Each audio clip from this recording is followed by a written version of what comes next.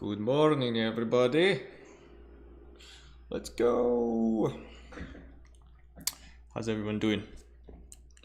Welcome to the Wednesday lecture number 20. Today is going to be a very exciting day because finally I am talking about what I know most about. Let's see if we're live or not. Yep, we're live. All right, let me just do all the announcements. Let's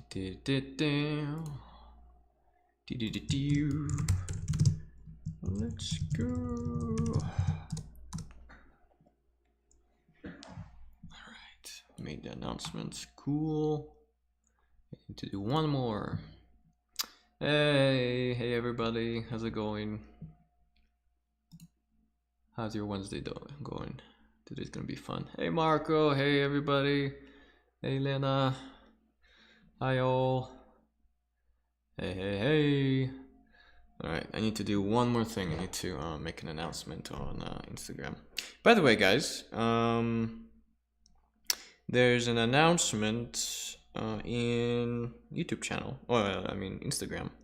So if anyone wants to, help out, go to Instagram of Valhalla for Artists or my own and just repost it so more people can join today. Because today is a really fun topic.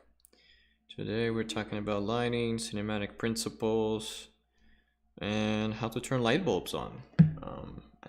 Honestly, today is one of my favorite topics because light bulbs are the best. Yeah, so if it's not too much trouble, share around.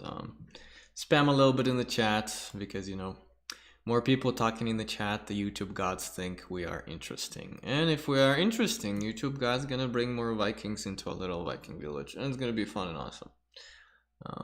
Yeah, we have 3 minutes till we start. Waiting for the Valhalla family to join, wake up, or rush home after work. I know a lot of people are staying up late or are sometimes watching on the phone on the work. Sometimes people waking up super early to attend those lectures, and extra respect and epicness juju towards them for people who are going out of their way to participate in all of this. So you guys are the best. Light bulbs. Yeah, if you want, you can spam light bulbs in whatever works. Yeah, how you guys doing? How you are managing with your homework? Is it challenging? If it's challenging, then it's good because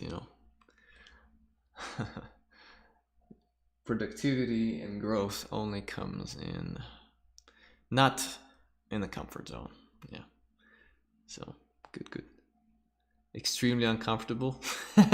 Good. That means you're extremely progressing ahead. Well, one of the things is that if you need to have 20% of a challenge, it has to be at least above your skill level, 15 to 20% to have growth. If it's more than 20%, you'll be just frustrated. So yeah, but I'm pretty sure a lot of you guys are doing just fine. Whatever I see in feedback sessions and in feedback channel, and when you're submitting your homework, you're doing great, guys. So do not worry. Homework made you sweaty. Wow. Right, we have 1 minute till we start. 1 minute till we start. Hopefully internet is gonna be fine today, but by the looks of it, everything's okay. Hello, Julie. By the way, guys, Julie G is in the chat. She's one of our mods, and you know what? She's really helping out with a lot of things. When you see organized chats and you see that the music bot in the voice chat is working and everything else, that's because of Julie, because I have no idea how to operate Discord here and there. I only know the basics. So Julie is the one that makes everything organized and working. So yeah, hand of applause for Julie. An honorable and very useful member of our Viking village. All right, it's 11:05, and we should start, shall we? All right, welcome everybody to lecture number 20. Woo! Man, time flies. We only have 10 lectures left. Wow. Today, we're going to be talking about principles of lighting, specifically cinematic lighting, and how we can borrow a lot of useful tips and tricks and information and things and how things are done from actual movie sets. We're going to be talking about the 3 lighting setup. We're going to be talking about low-key and high-key paintings, and overall how to approach the lighting in your paintings. So let's start simple. There's 3 light bulbs to rule them all, and their names are key light.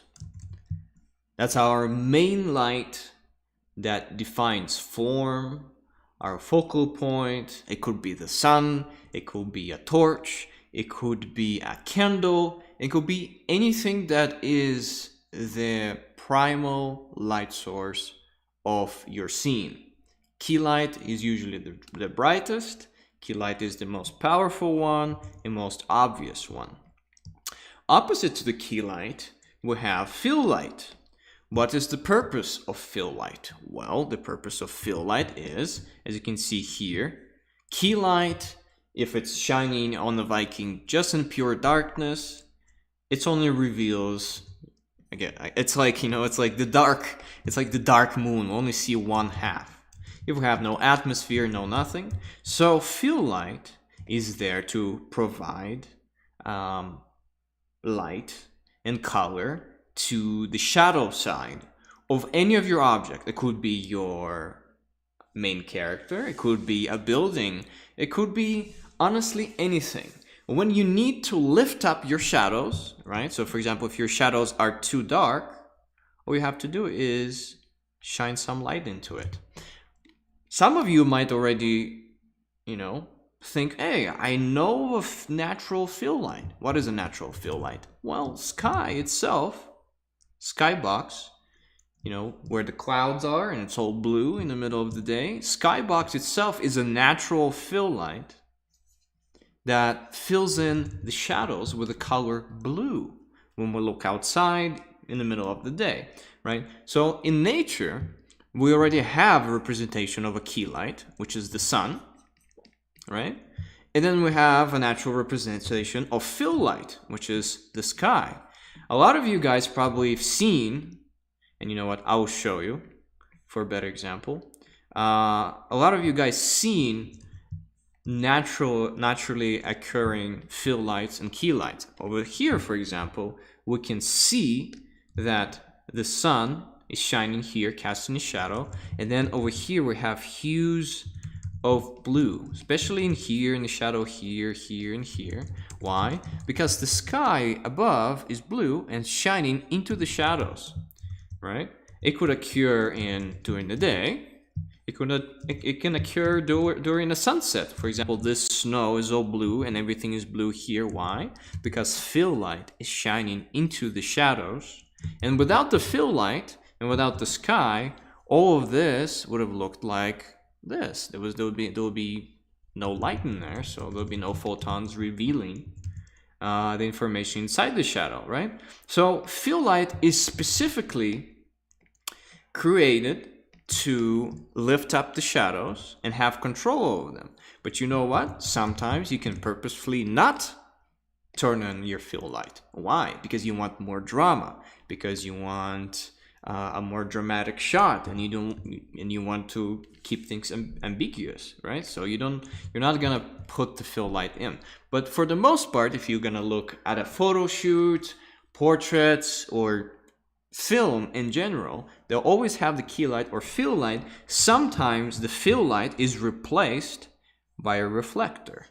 What is a reflector? Well, a reflector is a piece of foam or any reflective surface, or a mirror sometimes, but the mirror usually will shine into the actor's face, that will reflect the key light back into the shadows. Sometimes reflectors can be different color. The reflector can be green or red, and what's gonna do? Well, reflected light, it's called bounce light,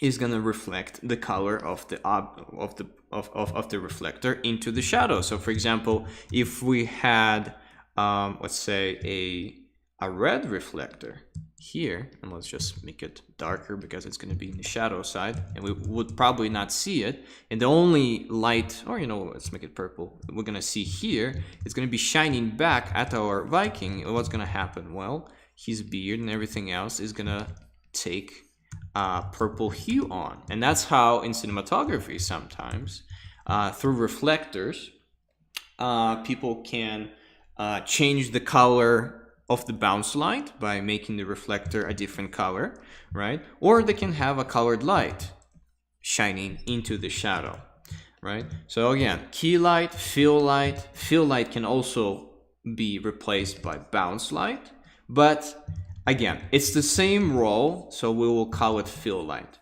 right? So bounce light is also a fill light, right? When it's bouncing into the shadows. Another one is top light, or we can call it the rim light.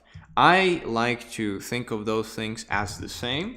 What is the role of the rim light? The role of the rim light is emphasize the silhouette and basically cut away our figure from the background. So a lot of the times when you're having trouble making your character pop, and then you have your key light, you have your fill light, but still something is not popping, right? He still looks, he merges with the background. Top light, rim light, or side rim light is there to cut away your character from the background and emphasize the silhouette more. And that's the main role of the rim light and top light. Interesting point that I want to make is that do not think of key light and rim light and fill light like only light bulbs that exist. Technically, you can move them anywhere, and the role of the key light itself can be changed. For example, we can have rim light only shining. It is going to serve the role of key light. So anywhere you're looking, you can technically put the word key light in, because if all the other light bulbs are going to be off, your rim light is going to serve the role of the key light, or your fill light. Well, if the fill light is there, it's going to be technically just a key light, but you get the idea. Any of those light bulbs can be key lights. And let's explore a little bit more in depth. What does it mean? So, before we go into examples of key lights, rim light, fill light, etc., let's analyze work of artists. This is Marcin Jakubowski, and let's see what kind of light bulbs he's using. So first of all, what is this? He's using rim light as his key light for this character, right? This character has no lighting on it, so it's purely contrast that is making this character pop. And sometimes you'll have, let's say, diffused lighting, which is basically no lighting whatsoever. So diffused lighting, what is diffused lighting? Diffused lighting is when the light is just everywhere and bouncing around, but it doesn't have a clear direction. That's what's called diffused light. And in diffused light scenarios, let me show you an example. Here you go. I don't have a diffused lighting scenario here, sadly. Let's see if I have some here.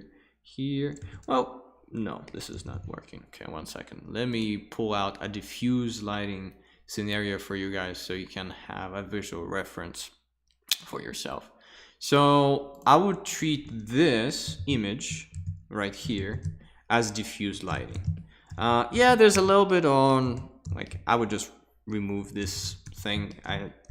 I didn't know what I was doing when I was painting this painting. It was a really long time ago, but as you can see here, the main focal points are just driven by, well, there's a snowy lake, and then the character pops on top of that. There is island on top of a bright skybox, and everything is diffuse lighting. Diffuse lighting is usually when the sun or anything is shining through the clouds and the light doesn't have a strong direction. It's a little bit coming from the top, right? And you're gonna have a lot of occlusions everywhere, but for the most part, it's just, yeah, it's an ever-present light that doesn't have a strong direction. So if we go back into this thing, right, what kind of lighting this guy is lit up? Well, technically, if I was painting this, I would have had fill light coming from the top, from the sky itself, but because it's a very graphic painting, right, this is purely driven by silhouette itself and relationship of dark against light of the boat, right?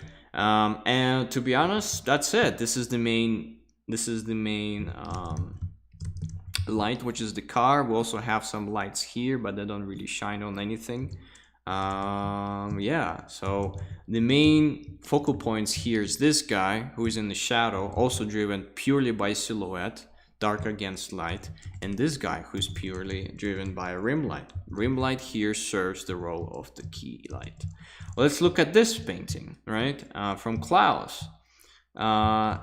This candle, right, it's a rim light technically because it's shining on her right side. You can call it that, or you can just call it, you know, key rim. And then the rest, there's no lights in the scene, but key rim light and then maybe bounce light going everywhere. For example, as you can see, this is not a... In art or in cinematography, we lie about everything, honestly, when it comes to lighting. Because if you need to define form, all you have to do is just put another light over here. So there's no light over there that we can see. So where does this highlight come from? Is it coming through the thing? And that's what it causes? Is it bounce light? Well, we have no idea. But we needed this side to be lit up by a light so we can define the shape of the jar. And that's one of the rules that you need to accept in your brain, which is when it comes to lighting, what you need to do is, how can I define my object with the lights that I described, right? Good lighting usually comes from either this side or this side or this side. Why? Because it can clearly define planes and the shape of the object that is affecting. Things to avoid. Avoid flat lighting. What is flat lighting? It's when you have an object facing towards you and the light is just going like this. First of all, it's really hard to paint. Secondly, it just doesn't look good. If you want drama, if you want a pleasing looking painting, always have 3 or at least 2 sides of your object, which is where the light hits, where you have a halftone, and when you have a shadow. So yeah, when you have a highlight, halftone, and the shadow side. If you have that, you have good lighting. If you don't have that, usually you have bad lighting. Let's look at this painting. This is done for Keeper of the Dragon, I think. Where's the key light? Well, here's the key light. The rim light is the key light, right? But we know that this is called the rim light. So key light / rim light, right? / rim light. Because it's separating the characters from the background with the light, but also it's the main highlight and the most powerful light. So that's why we call it key rim light. Then we have, of course, we have fill light. If there was no fill light, there would be no information within the silhouette. So what is a fill light in here? Well, the sky itself is like a giant light bulb or a giant reflector reflecting the blue light into the shadows of those characters, right? And as you can see here, we see a lot of blue hues, especially here on his clothes and a little bit on his face here. Why? Well, because there's fill light filling in the shadows, that they're not so dark and have some color in them, right? And as you can see here, we don't have the classically defined key light. The role of the key light carries on himself the rim light, right? And then we have bounce light.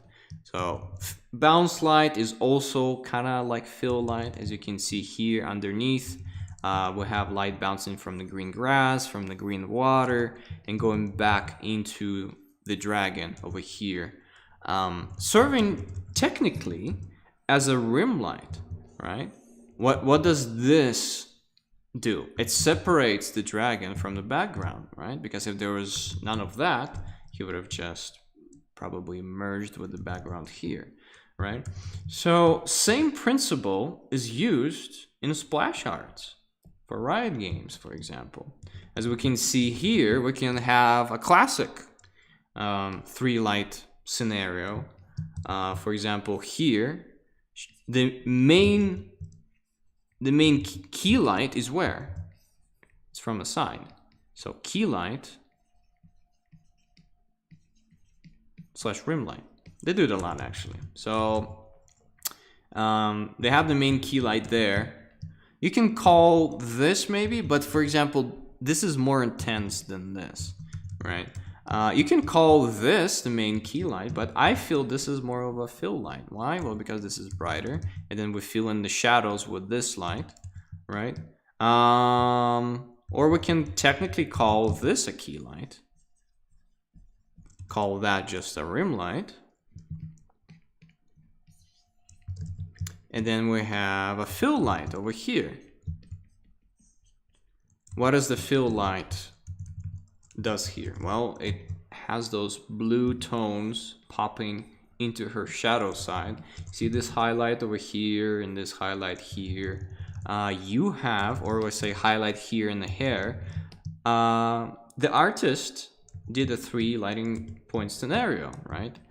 Blue fill light for the shadows, so they're nice and cool. And then he has a warm light that is opposite of the color spectrum of a blue fill light for complementary colors. So I would still say that the key light is the rim light, and then this thing is the fill light. But again, we look at the main roles of those light bulbs, right? Again, the rim light's role is to separate from the background, and it does it pretty good against this dark background, right? And the fill light is there to fill in the shadows, right?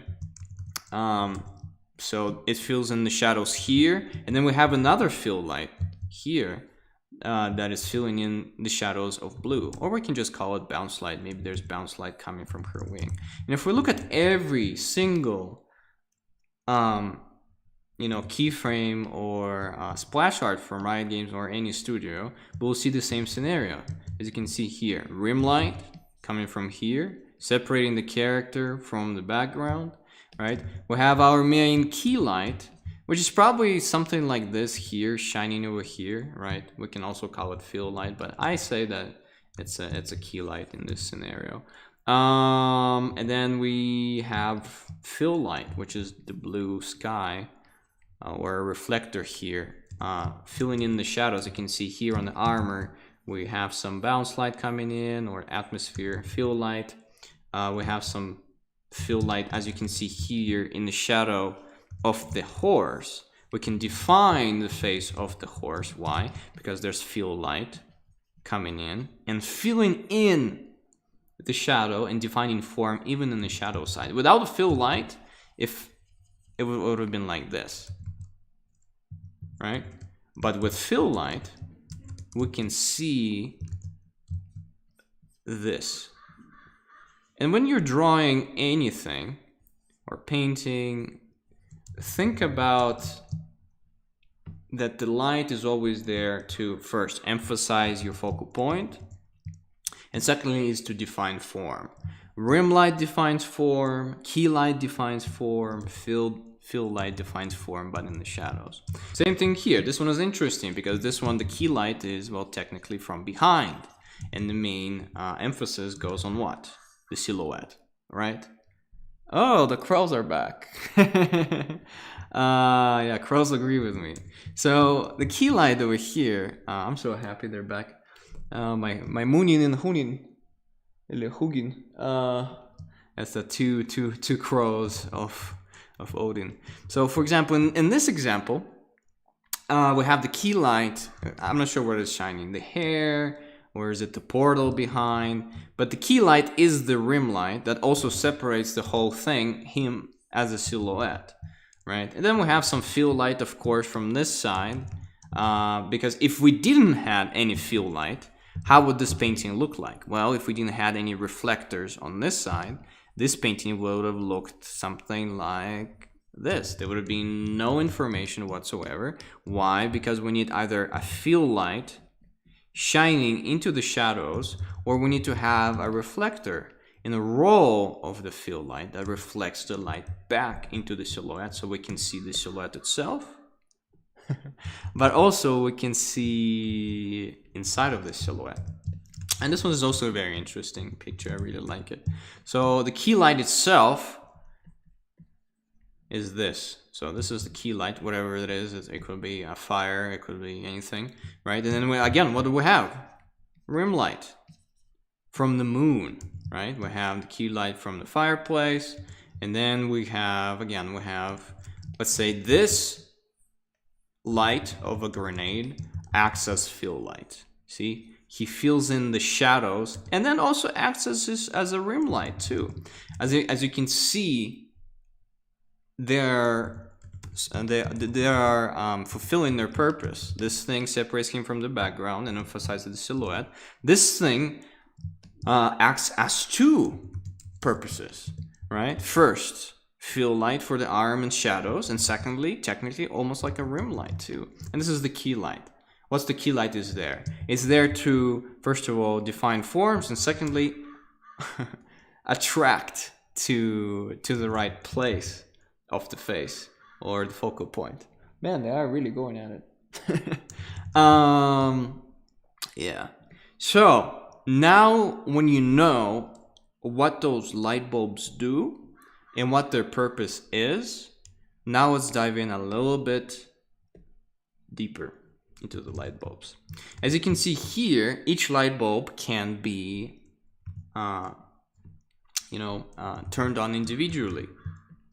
Oh, come on, stop calling. So key light over here. Is it too loud, guys? Do I need to go and shush the crows, or is it fine? Is this loud? If not, I would just close the window. Okay, you love them. Okay, I'll keep them. All right, so as you can see, I did go over the main purposes of the lights, but we can also turn them in individually. Sometimes I do that, sometimes I don't, but I want you to see how individual key lights in each of the light bulbs look. So this is the key light. Also, this is called the Rembrandt lighting. What is the Rembrandt lighting? Well, Rembrandt lighting is when you have a little triangle on the other side of your face, casted by a nose. So if you're doing a character, Rembrandt lighting is amazing. Especially, let's just Google some, I don't know, Blade Runner movie poster. Rembrandt lighting used a lot on movie posters. Let me just pull in some example.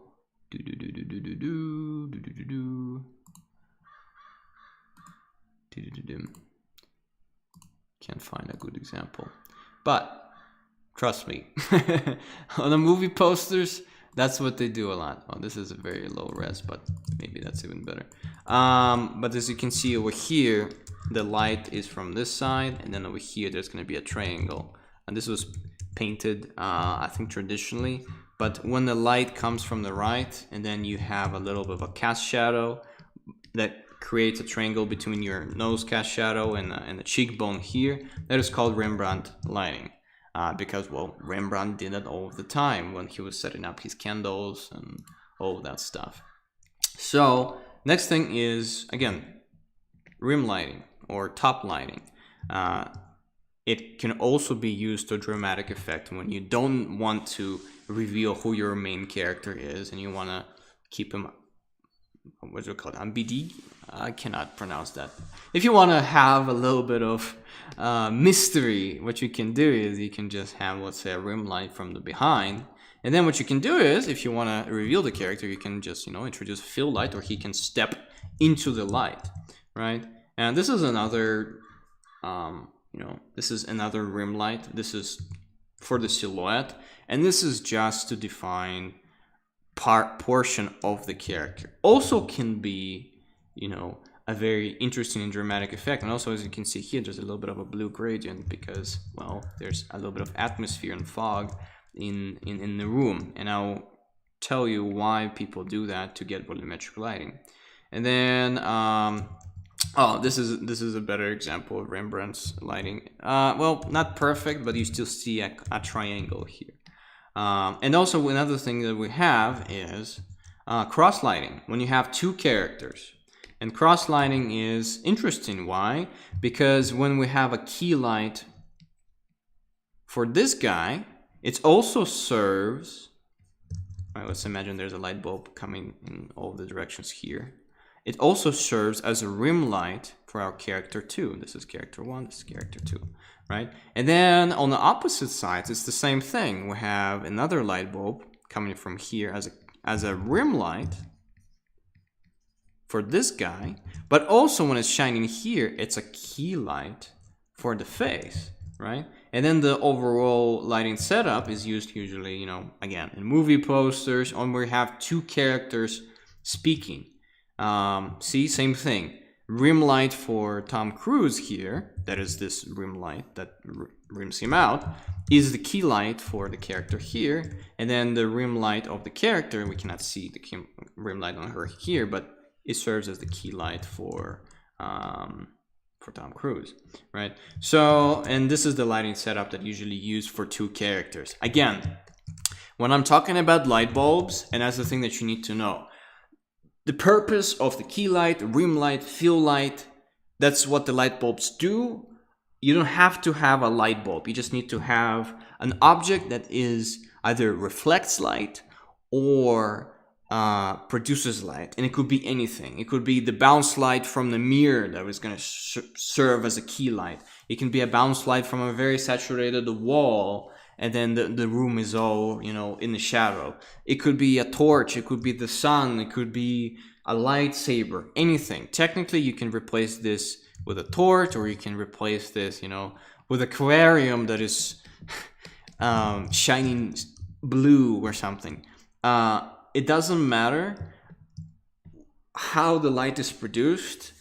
What matters is the intensity, if it's intense enough to be the key light, and the purpose that is serving. So, for example, as you can see here, all in one, we have a key light and a rim light at the same time, depending on the purpose, right? And the purpose here is cut away this character from the background with the rim, right? And here is to light up our subject matter.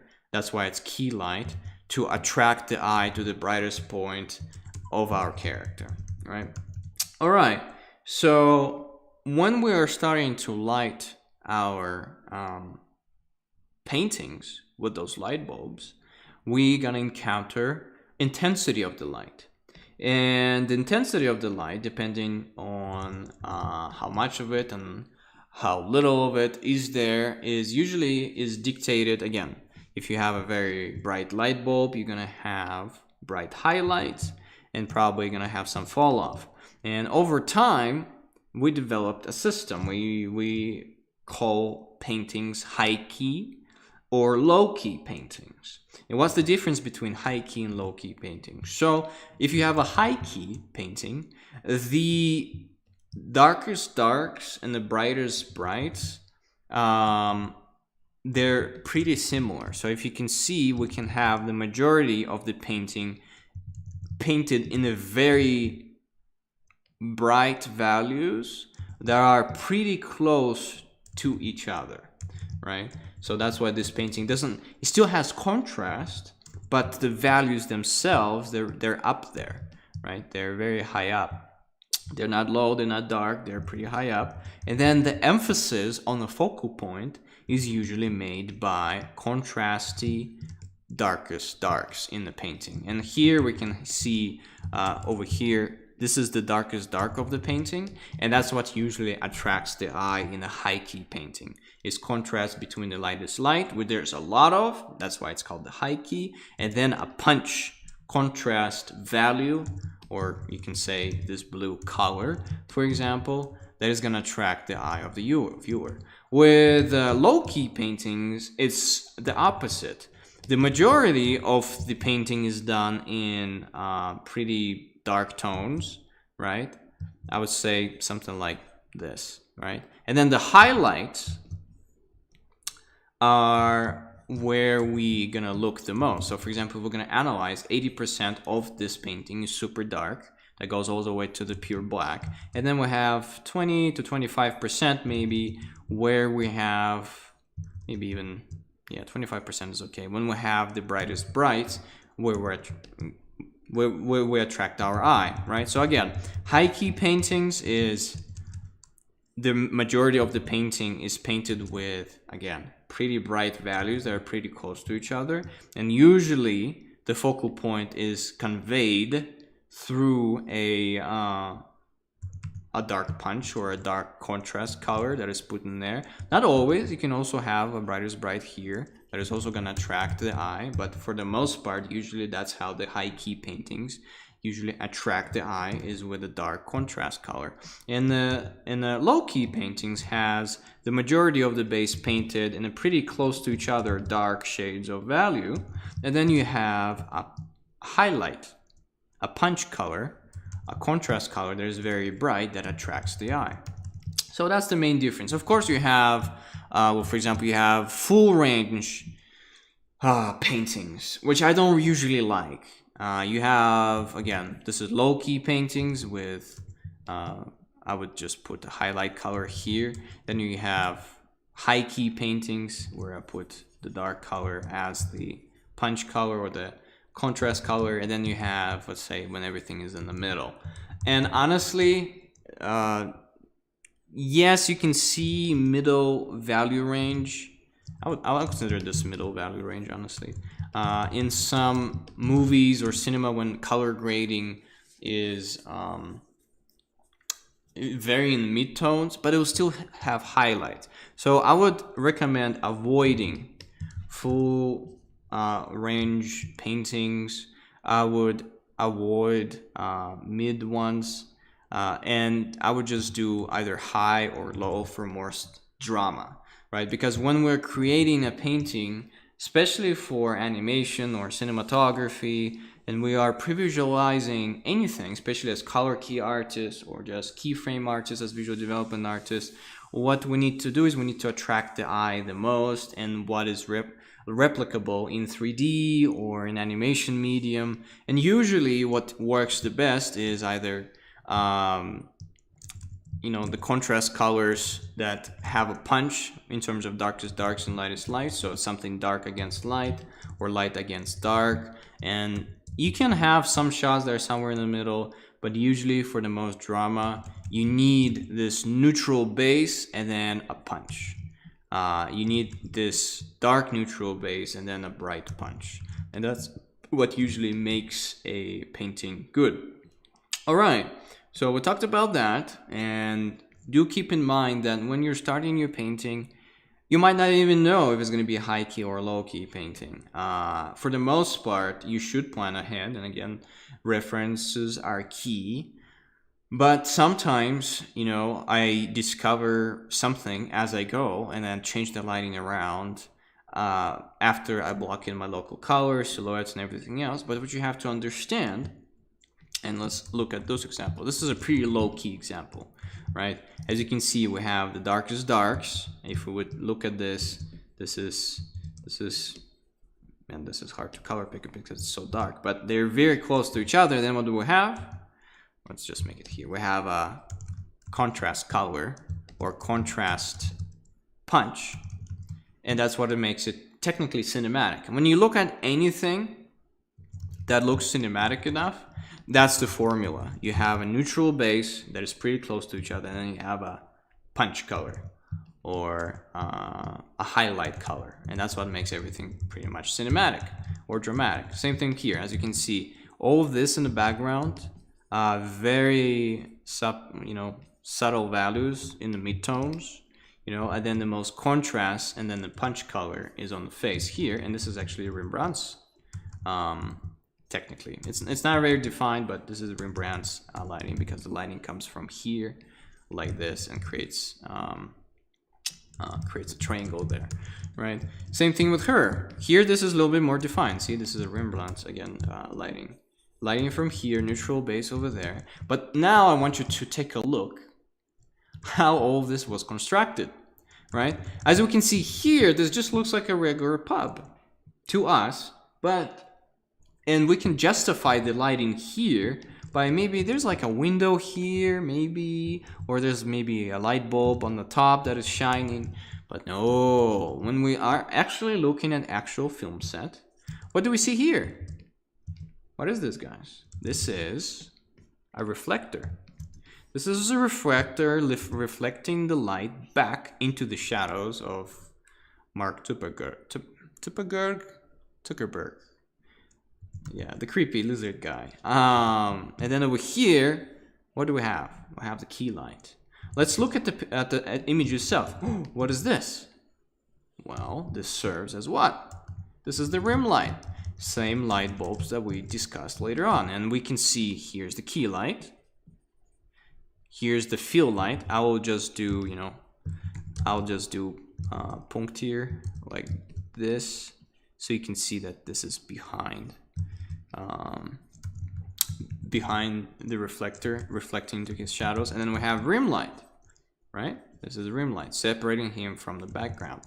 Same principles, same light bulbs. Use them when you're painting, because those are the names of those light bulbs to first attract your focal point, separate from the background, and make sure that the shadow side is readable with the fill light, right? Again, cinema is lying. And another thing that they didn't hear, see how much fog there is in here? Because there's a guy, either vaping really hard, or they have a special machine that is called the fogger. So they have more volumetric light. Why? Because when you have more volumetric light, the background behind the character goes backwards, and we have more contrast to play with. See over here how much of atmosphere in there? All of that is created to separate the focal point object from the background, so it's as good as possible. And I have someone opening the garage again. Fun. Can we just like merge the sounds with the garage door? Ooh. Yeah. So let's look at the Blade Runner. So the Blade Runner is the same thing. Look at this. Here's interesting. Here's we have a stylistic choice. The fill light over here, right, is not so bright. Why? Well, maybe we have a little bit of mystery in there. And it's also colored blue, right?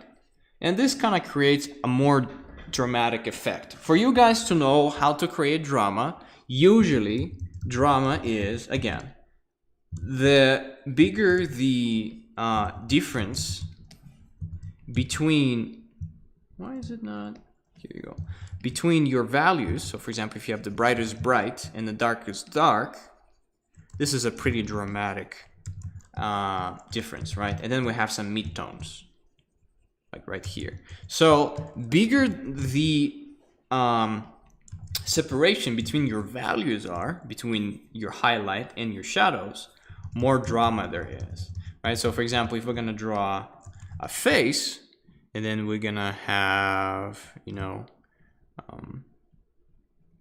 let's see, a light shining from the top, and we're just gonna have everything black, and then same thing for the cheekbones, right? This is a pretty dramatic light. But then if we're gonna, you know, put in fill light into the shadows, maybe it'll still be dramatic, but it's not gonna be as dramatic. Hopefully you understood my reference. So yeah, to make drama, make the value range between your highlights and darkest darks as big as possible, with a midtone to connect them. Right, so for example, here the midtones are closer to the highlight, and then we have the shadow. Sometimes it could be the opposite. We could have, you know, the darkest dark be the highlight. For example, if we have just a silhouette, so for example, if this guy is just a silhouette, right, we can have the darkest dark value, and then we can have a halftone, and that's our focal point, and then we have the rim light as the highlight. So this way, again, to emphasize what I'm talking about, so here's the value, here's another value that is pretty close to it, right? And let's say this is two values that we use to define a silhouette, and then the background of this silhouette is just going to be pure white, right? So then we can have some details within the silhouette. So see what we did? We created drama by just using two tones, which is our two basic tones to define form and everything else, and then we used the background as the highlight to pop the silhouette from it, and there's drama. Same thing can be done in the example that you already guys seen here, right? But this time it's not darks against light, it's light against dark. Same thing, right? Two tones, highlight in the middle, and in a mid-tone, and then we have a dark. As you can see here, we have a pretty, we have the highlight and the mid-tone. I won't say they're super close, but they're closer than this, right? And this serves as a bridge for your dark value, but the difference between your darkest dark and lightest light is huge, but you need to have half tones, either leaning towards your highlight or towards your darkest darks, because if you're going to have an entire value range, which is your lights, and then all of this, and all of this, and all of this, and all of this, as you can see, it can get out of out of whack, because you see that in a lot of beginner artists, when they start especially shading with just pure black and white, they have a bunch of tones in the midground and the foreground, and they have all of them in the middle ground, foreground, foreground. And what you need to do when you're creating your image, you need to start with a simple value structure, which is again either darkest darks and mid-tones that are close to each other on a light background, right? Or you have lightest lights with the mid-tones that are closer to the lights, and then you have a dark punch for the silhouette. Yeah, so over here, for example, hopefully you don't hear the grass cutter. Can you hear the grass cutter? Man, people are just trying to destroy my lecture today, aren't they? Okay, I think it's passed. So for example here we have this shot, which looks pretty natural, right? I'll call this, I'm sure this is a high key shot. We can call it that, maybe, because we have the contrast colors here as highlights. But look how they constructed this. This is crazy, right? We have all the cameras working. Over here they have a key light shining on all of them, right? And then over here we have a bunch of, this is called diffused lights.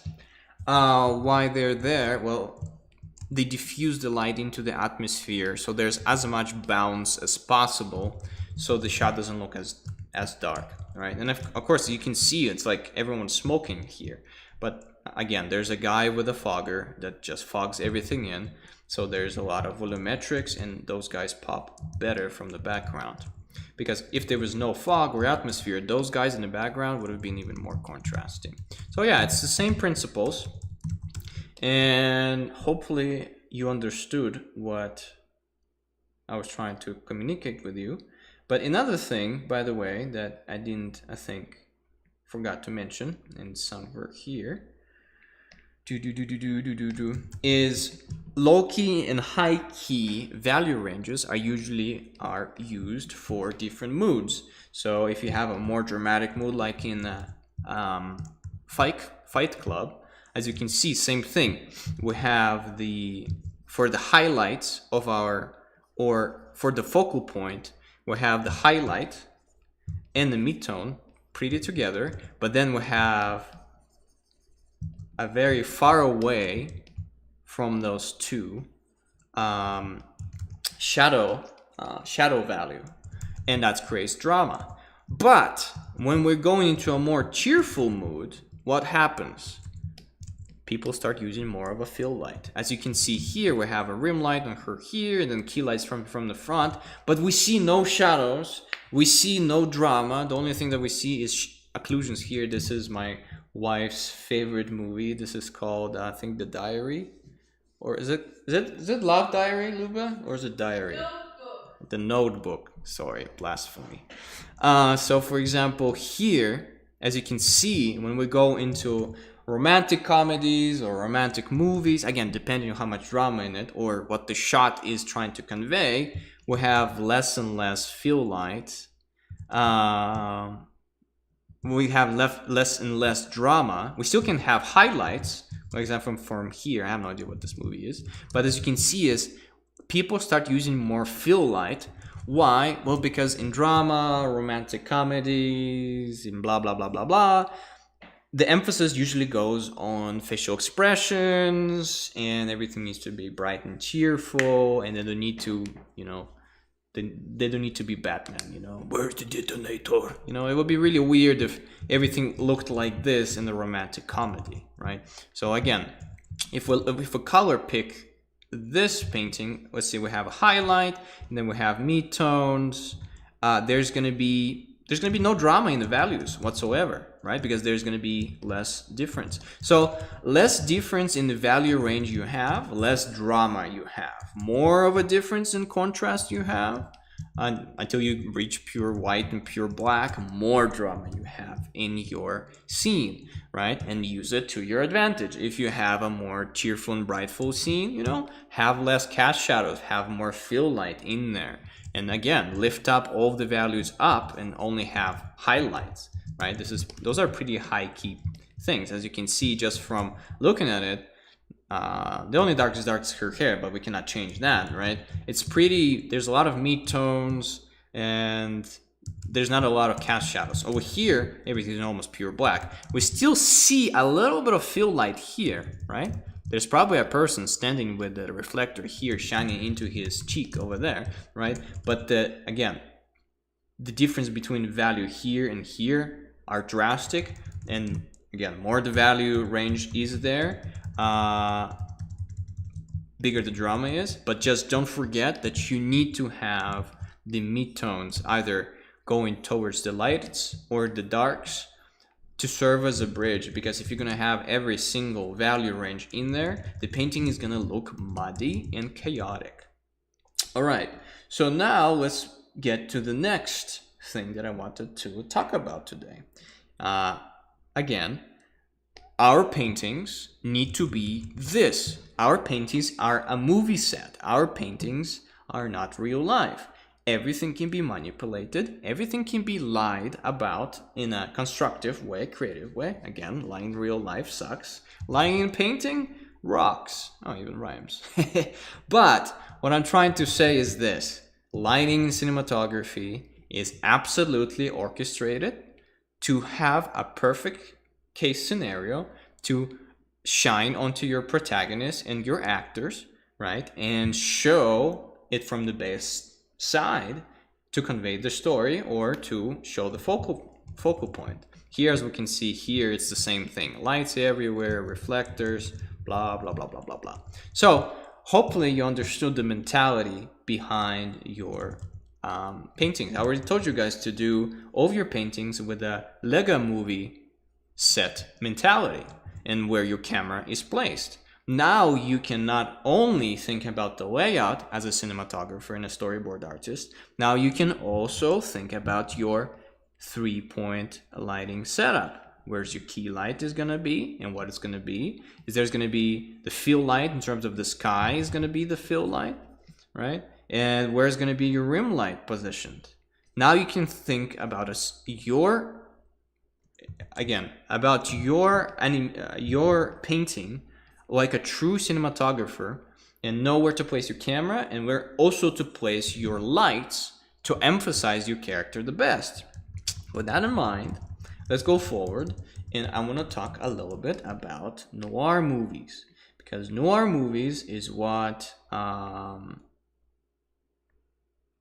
made all this possible.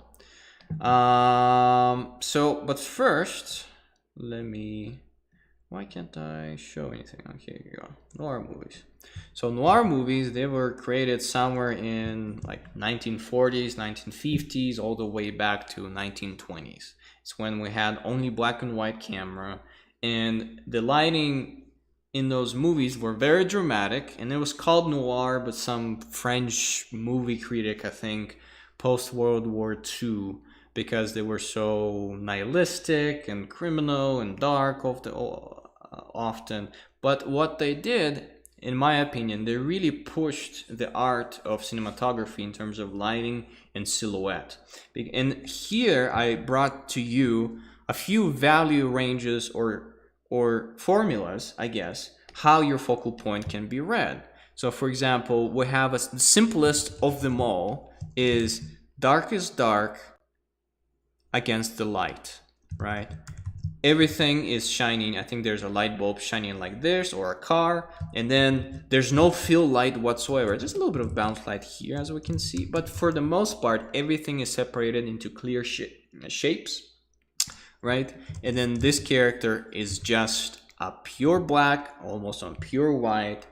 The silhouette itself and its darkness is the focal point. And as you can see here, of course, he's framed and there's leading lines. We talked about that before, right? But in terms of lighting, he's the darkest dark, and he's just a simple silhouette reading on top of something contrasty. So that's when silhouette itself is the focal point. Then we have inside of the silhouette. So if we would simplify this, the first thing was dark is dark, or light is light, and then we have a silhouette of the character.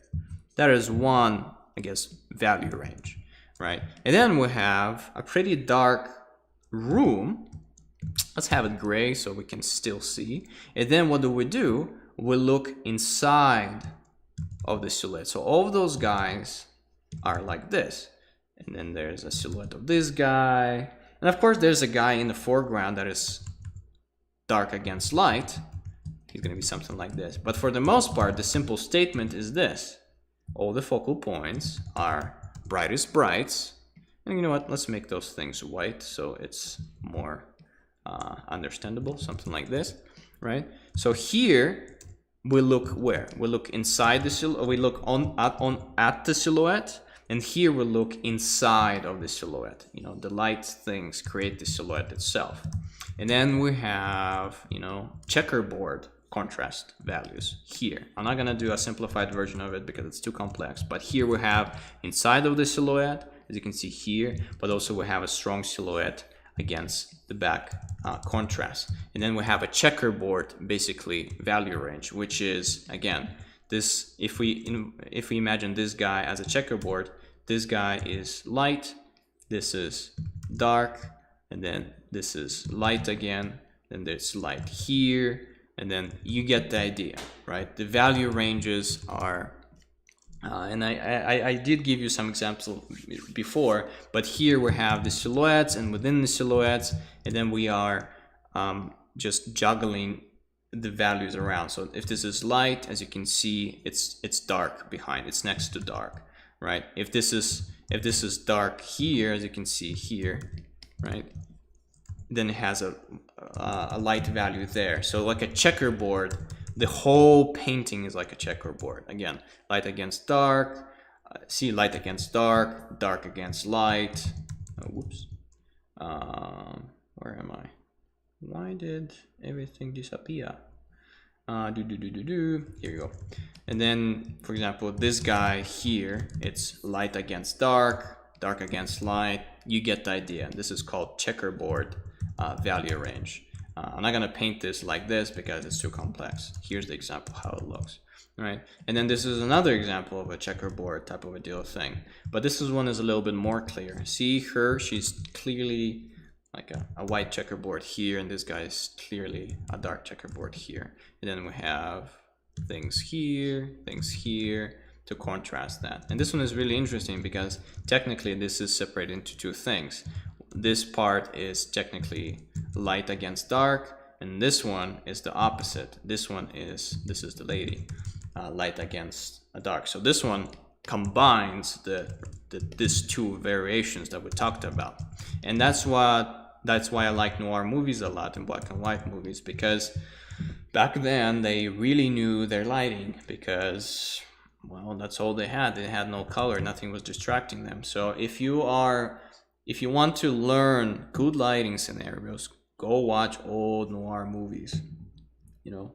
And another thing that I want to talk to you about is that contrast, the contrast that we just discussed with you guys, right, attracts the eye. And here I'm gonna show you a little, it's not really a scene, but it's a little 3-frame thing. So the conversation between those two guys starts in absolute darkness, and this guy was standing by the window looking and then lighting up a cigarette. And then when this guy comes into a room, this guy turns around, and then this guy turns the light on.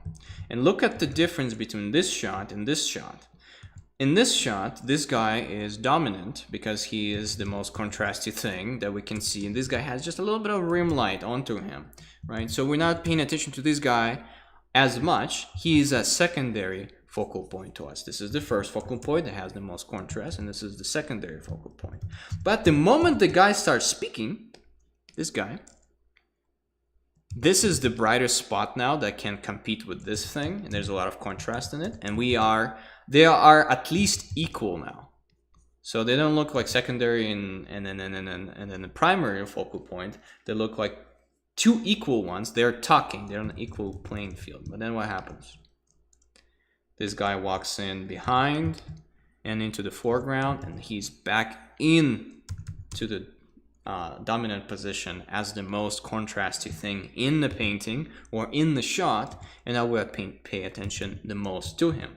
So this is a little example how lighting, as you can see here, can change the perception of your shot and define who is the dominant thing in the shot and who is the subdominant thing in the shot. Again, contrast, would it be dark against light or light against dark, dictates where your eyes look, right?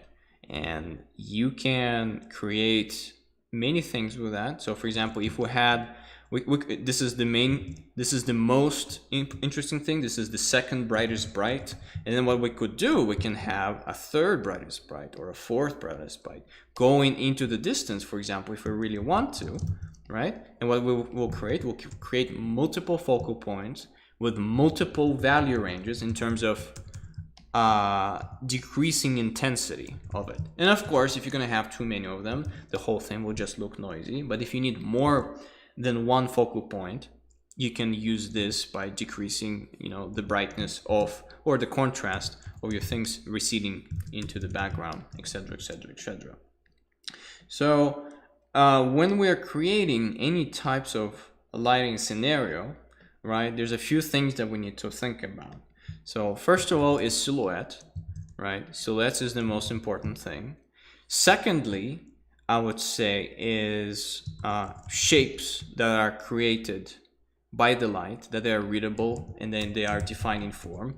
For example, here, this one is interesting, right? Because there's no fill light. And noir movies a lot of the times didn't have a fill light. Why? Well, they want to have as much drama as possible. But the shapes that the light creates here, they look pleasing to an eye.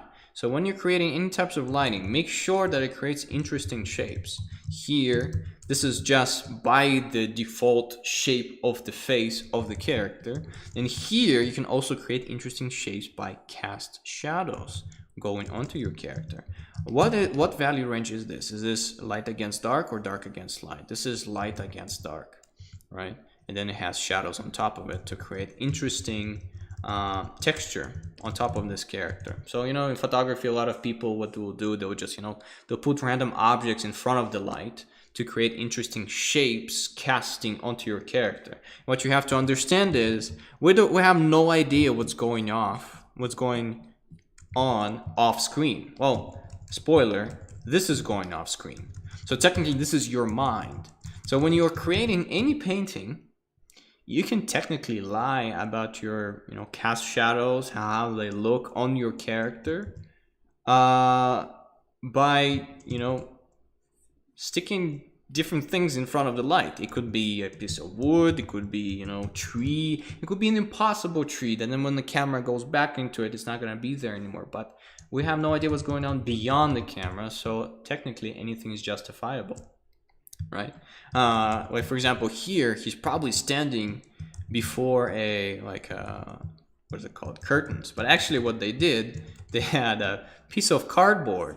As you can see here, this was a piece of cardboard sticking in front of the light, and that's what created the shadow over here. But here we're like, oh, he's probably a detective in his office. But no, look at this. This is all fake, and that's okay because we can do whatever we want. For example, here this guy is even standing in his shorts, and he has this, you know, light coming from the back. But actually what they did, they had a little diffuser with this looks like a shower curtain, honestly, that was shining through and diffused the light, and also the guy puffed a piece of smoke out for more atmosphere.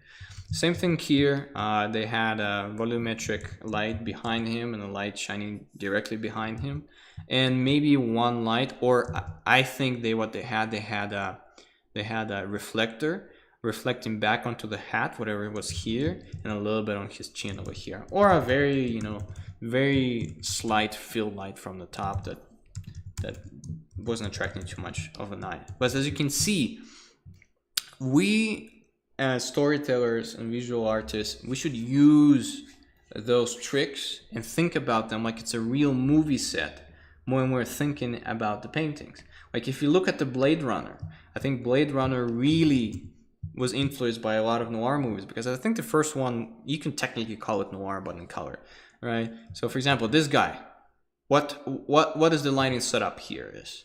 Well, they probably had a lot of fog. I'm not sure where they were filming, but as you can see here, there was probably giant projectors just, you know, creating this contrast behind. But the simple statement is this is dark, right, against light. That's it. For example, here, what is this? This is a checkerboard thing, right? Because we can kind of see his silhouette, but we see within the silhouette. So, and the key light is shining over here. We have no field light whatsoever. Here, checkerboard, right? This guy is pretty bright, and this one is just a silhouette. The key light is coming somewhere from this side. To analyze a scene where the key light is coming from, you can just see where the shadows are, and the shadows are somewhere here. You know, so if we just backtrack it, we can see that the light was coming directly from over here, right? And this guy, you know, he got a little bit of a rim, but interestingly enough, he has no light over here. So maybe he is covered by this, I'm not sure.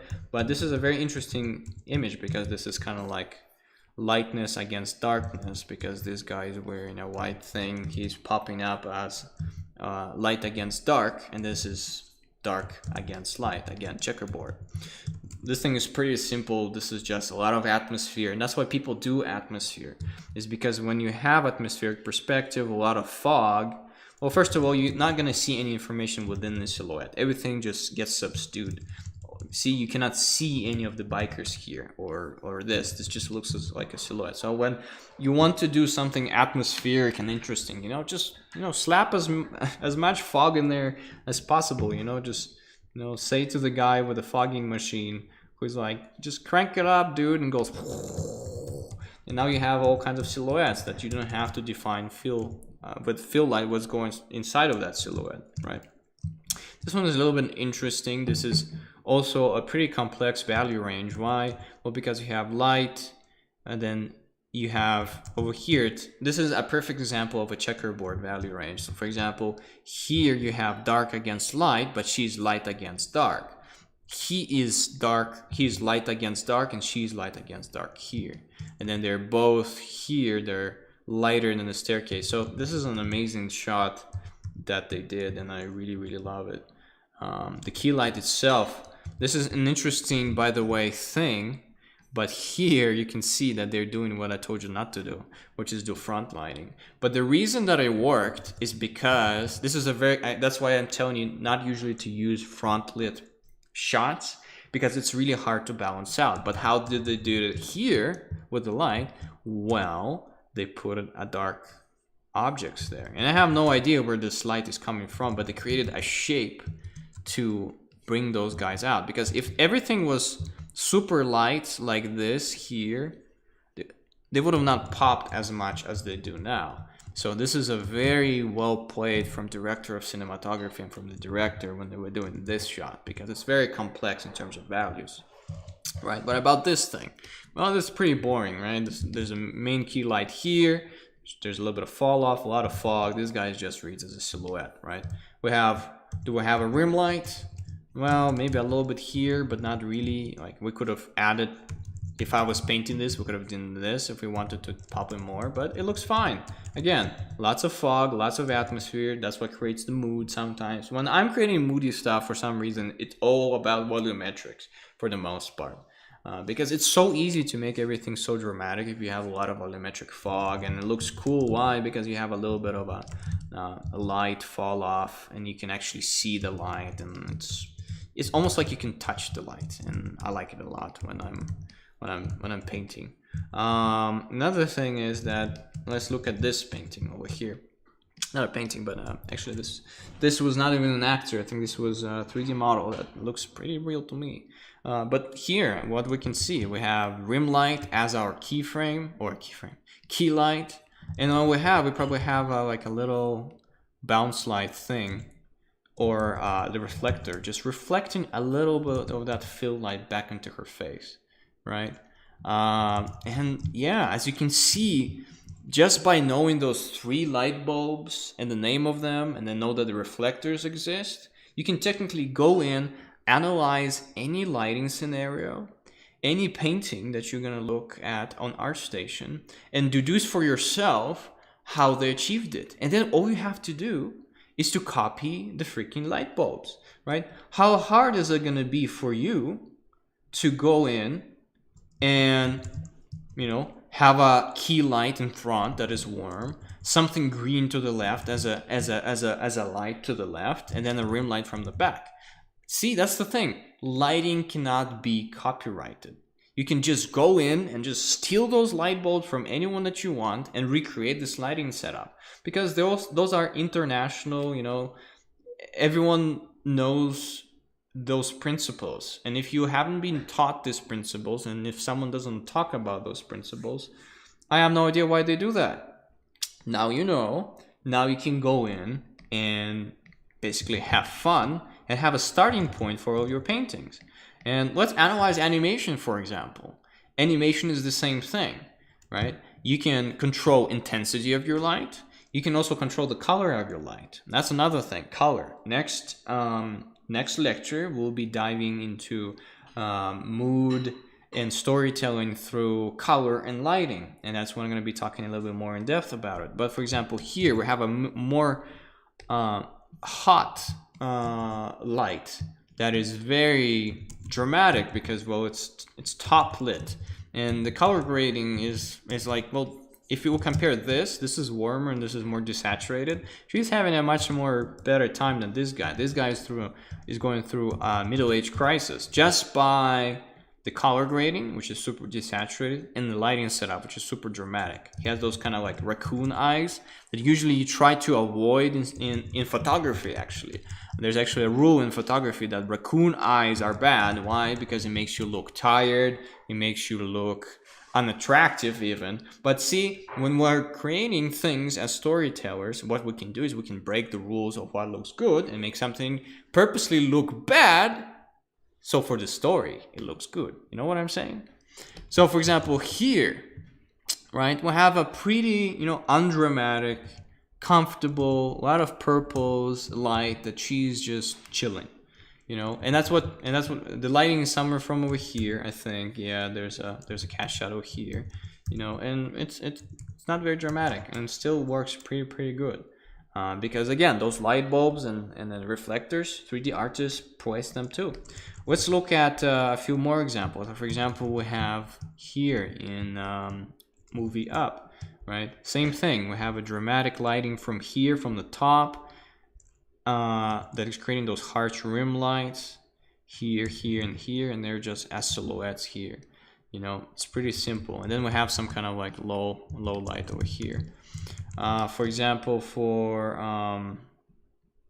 did I delete it by accident? Yep.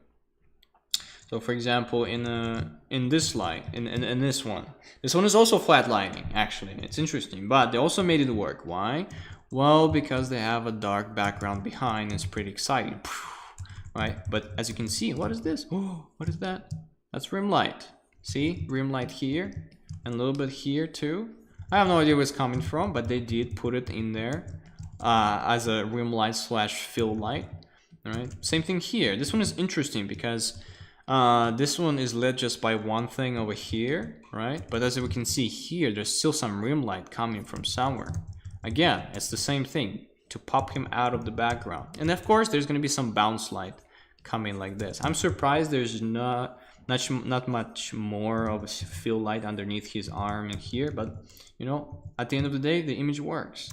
Here we just have a regular lighting, which is the key light here, you know, and then the fill light is bouncing. Again, see, the light bounces into the car, and that's why we have this shadow not so dark.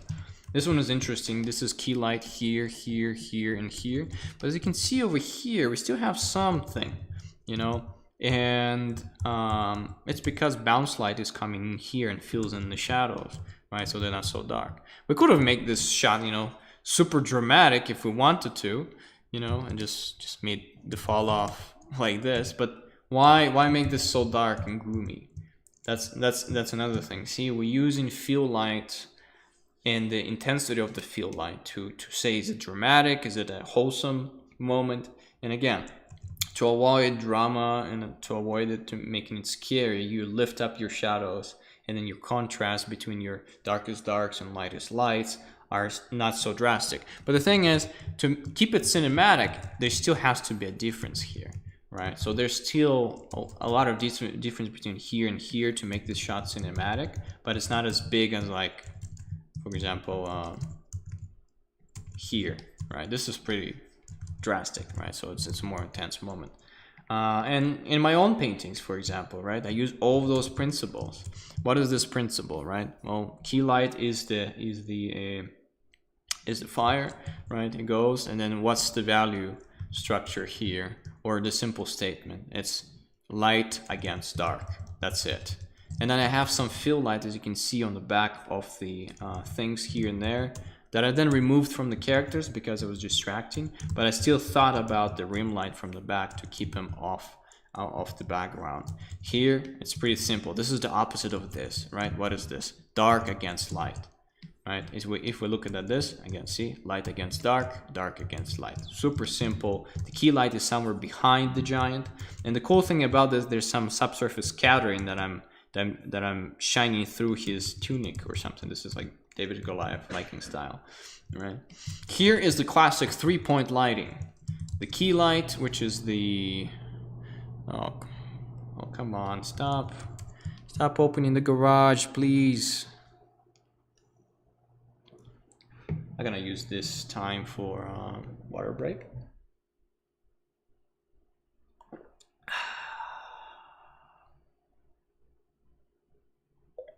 Subsurface pattern is the best, yes. But this one is the most classic 3-point lighting, I think. There's like rim light, and then, well, I have some fill light here to define the shapes of the thing. But again, here I wanted to be a little bit more dramatic. So, but I still have fill light here. So this is like 2 fill lights, I guess. And then, as you can see here, I am lighting up portion of his face with fill light into the shadows, and then the underside of his face is lit up by the red light bulb underneath. Here, this one is a little bit more interesting. Here, I did cheat a lot. And what did I do? Well, I technically have the light from the left going to the right, and I have the bear reacting to the light from left to right, and I have some cast shadows on the snow from the bear and from the dude here, right? And then over here, I should have probably... Oh man, why? Stupid garage door. Maybe he's trying to remind me of something. They're lifting it up and down, up and down. But anyways, but over here, right? But over here, for example, this kid should have a giant shadow over here. But what I did, I placed him in the shadow, you know, and if I made him darker, he became too contrasty and he was bringing too much attention to himself, right? But then when I kept him the same value as this guy, they were kind of... Stupid garage door. It's okay, it's okay. They're already driving out, I think. Alright. Now we're back, finally. Crows were fine, but this is sometimes annoying, especially because it's right underneath me. I think Misha gets distracted more than us. Well, it's probably because you have noise cancellation and I don't. And for you guys, this is not so... You know what? I probably forgot about it. I should have thought about it. But for me, it's like World War II. It's like... Whoa. That's how it sounds for me. But, okay. So this is a new... This is the thing where I cheated. So I have the light over here, right? But then for this guy, he doesn't have that dramatic of a shadow. So what I actually did, I placed him entirely into the shadow, and then I placed a fill light or a bounce card that filled in his entire shadow with something bright, right? And now this reads not as contrasty as it would have been in real life, just because I added some fill light in there. And now we have, now those guys are equal and leading to the secondary focal point, which is the bear. Honestly, this thing reads like this. I think it reads boy because it has more detail in terms of contrast, then bear because it has most contrast, and this guy because this guy is a checkerboard contrast value range. For example, this also is interesting. This one is technically both.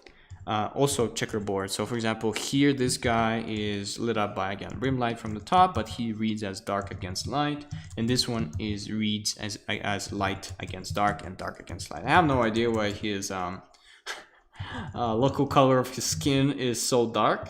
Maybe he has a mask on, but I kind of forgot about it. Now I look at it, it's kind of bothers me, but it does work, right? Yeah. So another thing that we should look at again is real life and nature. Same principles. Key light from here, fill light from the sky here. That's where we get the light or the blue light into the shadows. Same thing here. Key light is the sun, creates a cast shadow. Then fill light that creates the blue hues in the shadows of the trees and everything else. Right. Same thing here. Fill light from the sky. Key light from over here, same thing, key light from here, fill light from the sky. So when you're thinking about interior shots, it's all about, you know, actual bounce cards. So if we're doing an interior shot, always think about where you're gonna place where the light is gonna bounce from, and where you're gonna put your light in. When you're thinking about the outside, think about the fill light and the sky and the atmosphere as a giant, technically low light emitting light bulb or a fill light that is gonna, even if you have your lighting coming from here, it's gonna always put shadows in here, and it's gonna be super awesome and epic. Yeah, so those are the light bulbs to use. Again, to recap, it's 3 simple light bulbs. It's the key light, it's the fill light, it's the key light, right?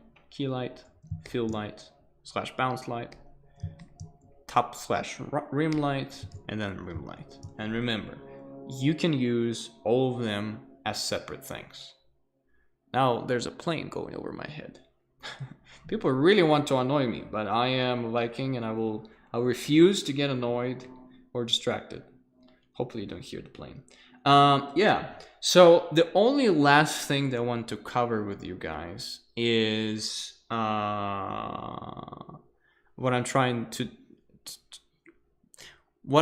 last thing that I want to tell you guys is actually how to actually pick your local colors and set the intensity of your light. We'll probably go a little bit longer today than usual, but this is going to be an important information for you because we're going to be a little bit diving into the lighting scenario. So before we even talk about light bulbs, I want to talk about such thing as local color and what is local color in general is, because again, light and color, they're intertwined. You cannot have color without light, and you and the other way around, right? So when we're thinking about our local color, I need to explain to you what is context. So for example, here we have a red sphere in grass in a diffused lighting. But how do you know that it's red? Right? This is the same red sphere, but in an orange context, and this is the same red sphere in a cold blue context, right? Why do you think that this is red? But actually, if I'll tell you, look at this. Do you think this is red? No, not at all. What about this? Do you think this is red? This looks more orange, right? But what about this? Do you think this is red? Oh yeah, this looks redder, right? Like kind of pinkish. So local color doesn't exist. It's a construct of our mind. When we're thinking about local color, when we paint, right? A local color is a state or a default state of the color that we are most used to, or the lighting that we're most used to seeing the object in. So for example, for the most part, we are beings of the day, and we're outside, inside, we see a lot of overcast skies, we see regular sunlight. So for us, red will be always represented by something, well, like this. This is red for us, right? Because, well, we see it in a diffused lighting or in the regular sunlight. But then when people trying to create, like I said, different time of day, and they're trying to do the same red into a blue context, for example, right? They get confused. They have no idea how context works. So I'm gonna tell you like this, guys. Do not think about color as this is red or this is this or this is that. Think about color. Does it look red? Does it look purple? Does it look green? Right? Because this kind of looks like orangish reddish, right? It looks fine. This looks fine, and this looks also fine, right? It looks like a red sphere. Why? Well, because I know how temperature works, and I know how colors mix and affect each other. And in this context of blue, which is a cold color, that is going to bring the red towards the blue. And here I did a little thing, right? So for example, have a red local color, and then we have blue context, which is like diffused blue lighting. What's going to do? Well, the warm color, well, let's make this bigger because the atmosphere, there's more of an atmosphere, right? This shot is all blue. So what this color is going to do, he's going to be pulling an invisible wire towards red. There's going to be slowly, and here's red on the color spectrum. And this is, let's say this is the color that we are the context of, right? So when we have context color or even lighting, so for example, if this was a light bulb that just diffusely shine onto this, every time when we're thinking about local color, what I do is first I paint the context, then I imagine the local color, which is the red in my mind, and then what I do is I start influencing this color bulb with the blue. So, and then if we're gonna look at the color wheel, what's gonna actually happen, this red will start pulling towards the blue. And then you're gonna ask me, how long is the blue is gonna be pulling the red through the color wheel, and when do we stop? So we stop when the red color will start losing its local color and will stop looking red. So we're gonna stop somewhere around the purples here, and that's what we did here. This looks pretty purple to me, right? If we look at the color wheel, actually we stopped right here, actually, right? If we look at the color wheel exactly and we color pick this color, yep, that's where we stopped. That's when the color of red started looking not red anymore, and then we stopped around purples, because if we went forward it would have been pink and then went into blue, right? But what if, right, this is, we're talking about diffused lighting or the context. What if we added a light bulb, for example? Let's add, you know, a bluer light bulb, something like this, that is shining towards here. So let me just do a mask really quickly. I'm gonna go through the same lighting principles. So I'm gonna color pick my scene. So for example, my context is blue. So when I started, let's color pick this diffused lighting local color that's in our brain is correct. So then I'm like, okay, this local color needs to be in a blue context, let's say at night, right? So what I'm gonna do is I'm gonna first, well, how intense is the night? It's gonna be low key or high key. If it's gonna be low key, you know, I'm gonna go towards more darks, you know, and towards purples. As you can see here, I found my color, right?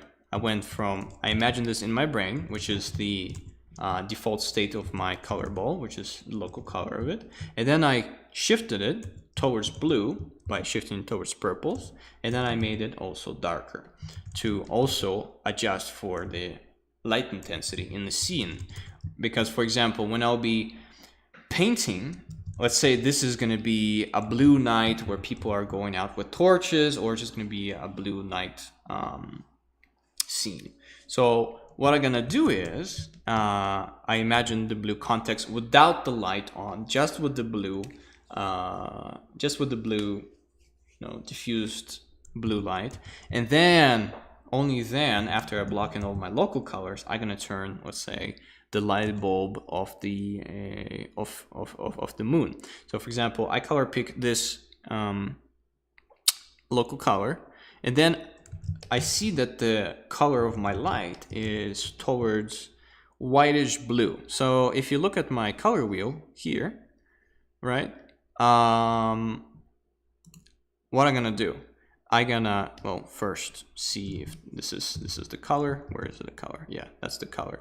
So then I'm gonna color pick my red, and then see, this thing is not very saturated, it's not very blue, it's towards more kind of light values here. I will go a little bit towards the blue to make my red more whatchamacallit, more cool in terms of the temperature. And then I will go towards the white, right? So something like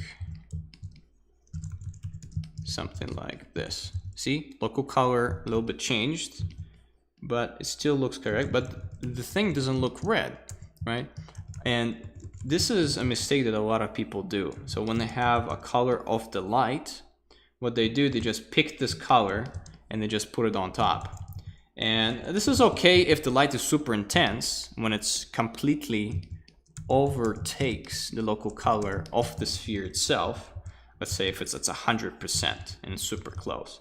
But most of the time when we have the light, it's not at 100%, so it's not gonna overtake the local color of the sphere.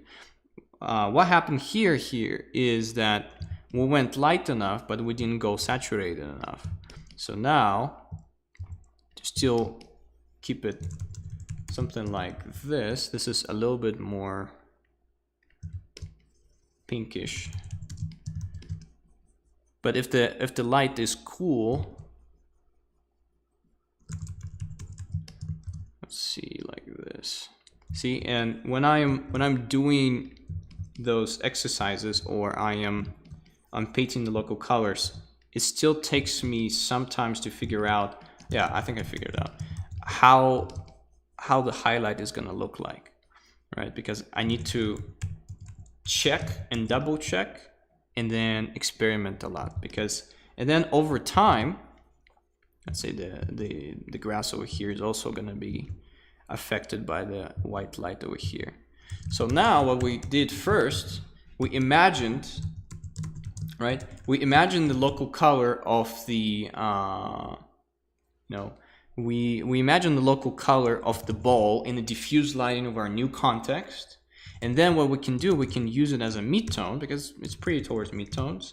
And then we can put actual lighting on top of it. So first we imagine the object or the local color in a diffused context color. So for example, if night scene is going to be cold and blue, if it's a warm, let's say, scene, we're going to have a diffused warm surroundings. But then if we need to add the lighting on top, we can do that, and it's going to be a starting point. So that's what's happening in my brain when I'm searching for local colors. See? So now, right, when you know how technically I do it in my brain, right, we need to talk about temperatures, and we need to talk about more about the context, right? Because again, local color doesn't exist. Local color is a construct of the human brain, and forget about it. Because again, that's where you get so much confusion in terms of, this looks red, this looks more purple to me. You know, to make it more red, let's again see. I'm asking myself, does this look red? And if it doesn't, I need to go back into it. I think this looks red enough to me, and I would just maybe, well, for example, here I can add a rim light if I want to on top of it from like the moon or from a secondary light source here, right? And then the rim light can be like pure white if we want to. But what I'm saying is, first, context, color, that is going to affect your diffuse lighting local color, right? So context first, you find this mid-tone by bringing the reds towards your context color on the color wheel, and you are going towards the color of the blue until red stops looking red, right? So for example, here, let's do the same exercise here. I have context of, let's say it's going to be orange sunset. I haven't put the lighting in it yet, right? So if I would put the lighting into it, it would probably look something like this if the lighting was actually shining and there was like an actual sun over there, right? So what I did, I just found my context colors or my main temperature of the scene. So that context color, which is this kind of purplish, not purplish, but brownish oranges, right? What it's gonna do, it's gonna influence of my local colors, right? And we did have an exercise on color spheres before, right? And it's kind of a little bit of an elaboration on it. So for example, if let's say we have a color green that we want to put in this context, this looks super ugly, right? So first of all, what I'm going to do is I'm going to put them in the neutral zone. So if you look at my color wheel, the neutrals are somewhere in this area.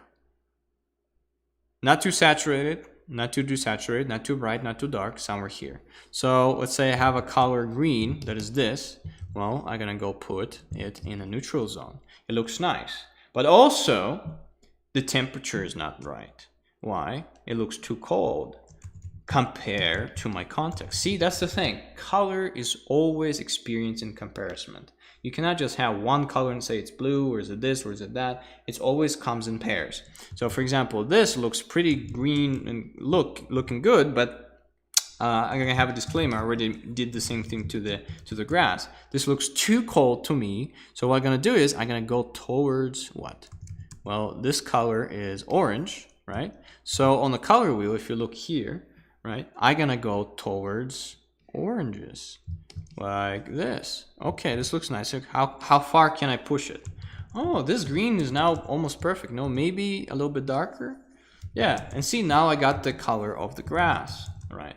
Because I have the local color or the context influencing this. And now, on top of this, if I need to, I can add a light. So if I'm gonna add, let's say, I'm gonna have a warm light, warm yellow light shining onto this, right? What I'm gonna do is I'm gonna color pick my local color that I just got from the context of my scene and the main temperature in it. I'm gonna color pick it, and then I'm gonna be like, okay, now I have the local color of this green ball in the context of my scene, but I haven't added lighting into it. It's under all diffused. So now what I'm gonna do is I'm gonna color pick my lighting color right here and see where it is, and then my green color, see, they are switching if you look at my color wheel from left to right.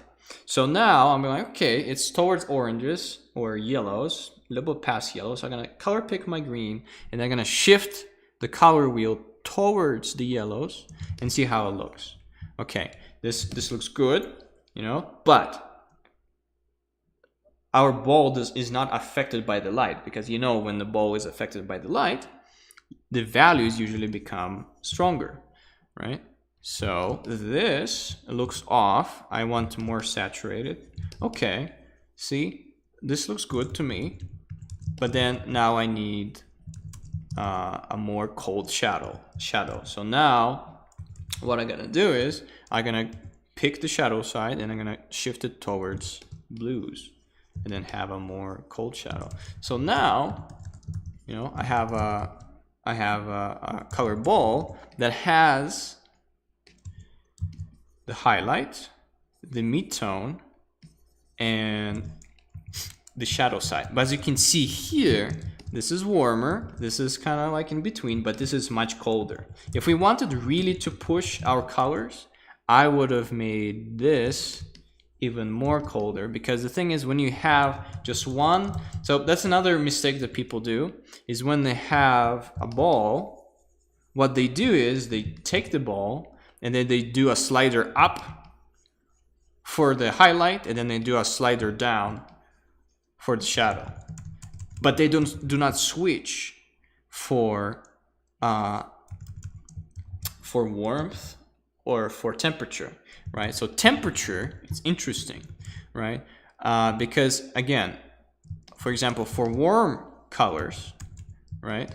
And I'll try to go through this as fast as possible, guys. Usually I have a 7-week course on all of that, but we're gonna cram it all in 30 minutes.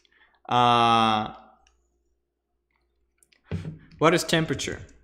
So we talked about what is local color. Local color is an object that we are used to seeing in one lighting scenario, which is usually day or diffused lighting. I usually think of a local color, how an object looks in a diffused lighting. And diffused lighting is when the light is going through the clouds like this, right? It's without super coarse shadows, just with a occlusion, right?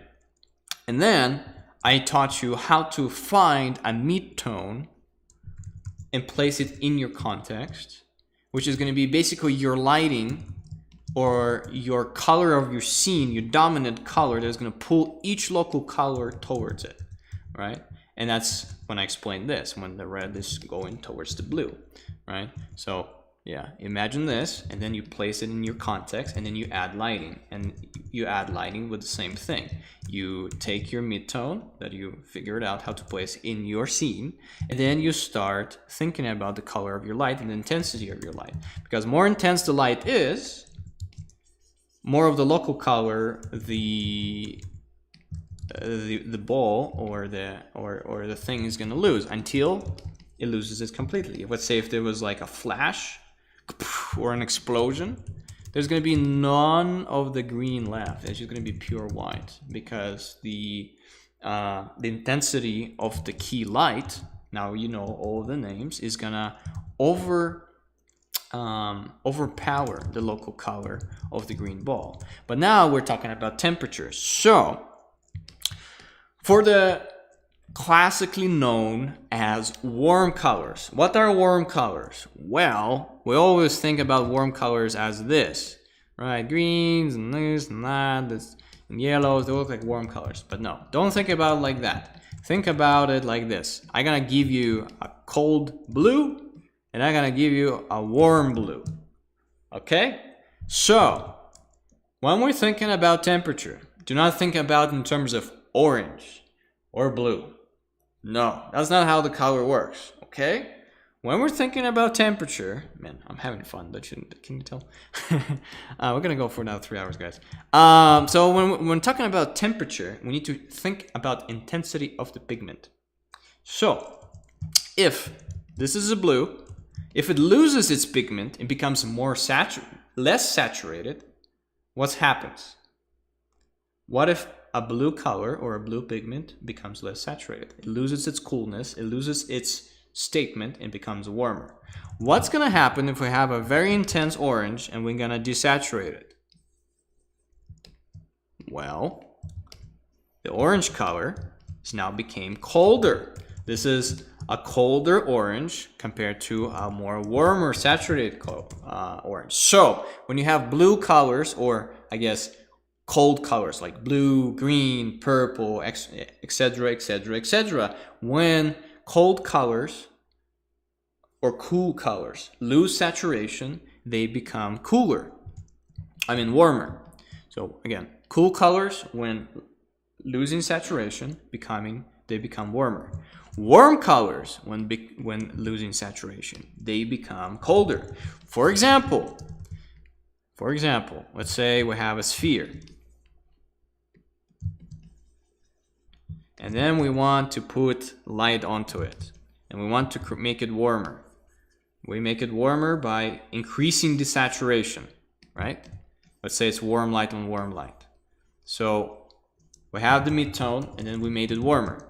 But for the shadow, what we can do, we can pick the shadow side, we can go down on our little square, and then we can go to the left, because we're going to make it darker, and then we're going to make it less saturated, since that means we're making it colder. So now let's look at this. Now we have this.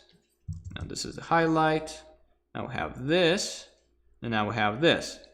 Look what the color wheel does. It goes from saturation, it goes into midtones, and it goes into darks and more desaturated.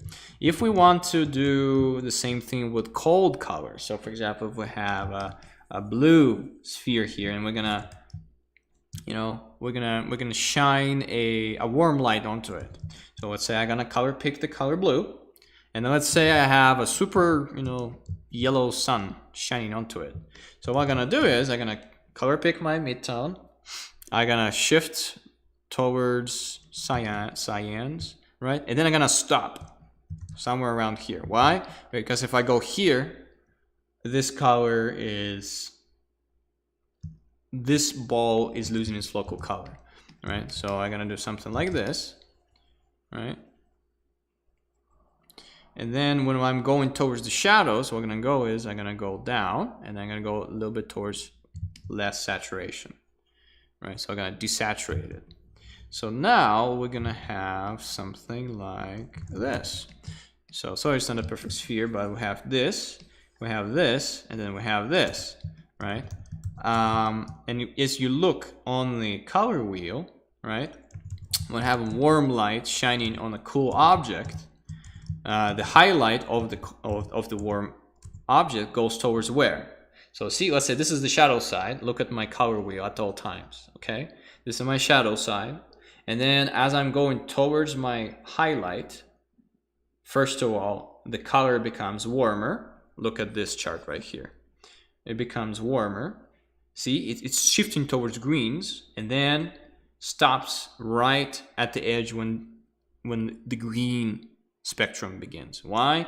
Because our local color of the light is yellow. The yellow is a warm color. So what's going to do is it will start pulling this blue towards itself until the color blue will stop being blue, and that's when we're stopped.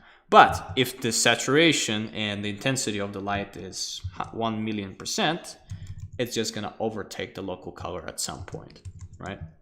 So yeah, you are preserving the local color of your warms or cools or until the light is not intense enough. If the light is too intense, the local color will lose its local color and will gain the local color of the light, right? So everyone's seen explosions, right? Right, that's what's gonna happen to this color ball. Everyone's seen, like, you know, monochromatic explosions when everything goes, because the light is so powerful, there's gonna be no local color left in there anymore. And again, the most where the local color is preserved in is in diffused lighting, because in diffused lighting you have just, you know, diffused white light, and then the local color is all there. There's no temperature that affects the local color, right? And then in sunsets, for example, we have warm light, so every single local color is going to be changed by the color of the light towards warms. The same thing with blue. And sometimes you'll have half and half. For example, you'll have a blue light shining in one half of your painting, and let's say a warm light on the second half of the painting. You're going to have two contexts. Because again, context color is a color that provides, again, context for other colors to exist within it. So for example, the blue provides blue context, and then see all these colors are going to shift towards blue. Here, those colors look diffused in their natural form. Here, everything is going to be shifted towards warms. So again, context of your scene, or context color of your scene, is a color that shifts every local color towards themselves, and then you add lighting on top of it. You can have multiple contexts in your scene. For example, in the shadow side, you're going to have blue context, and then in the light side, you're going to have, for example, light, warm, yellow context. And that's when the scene becomes progressively harder and harder and harder, right? For example, see here we have the same thing. We have a blue light coming through, so the context of the scene is technically blue, or blue hue, or a blue cold color, because everything in the shadow.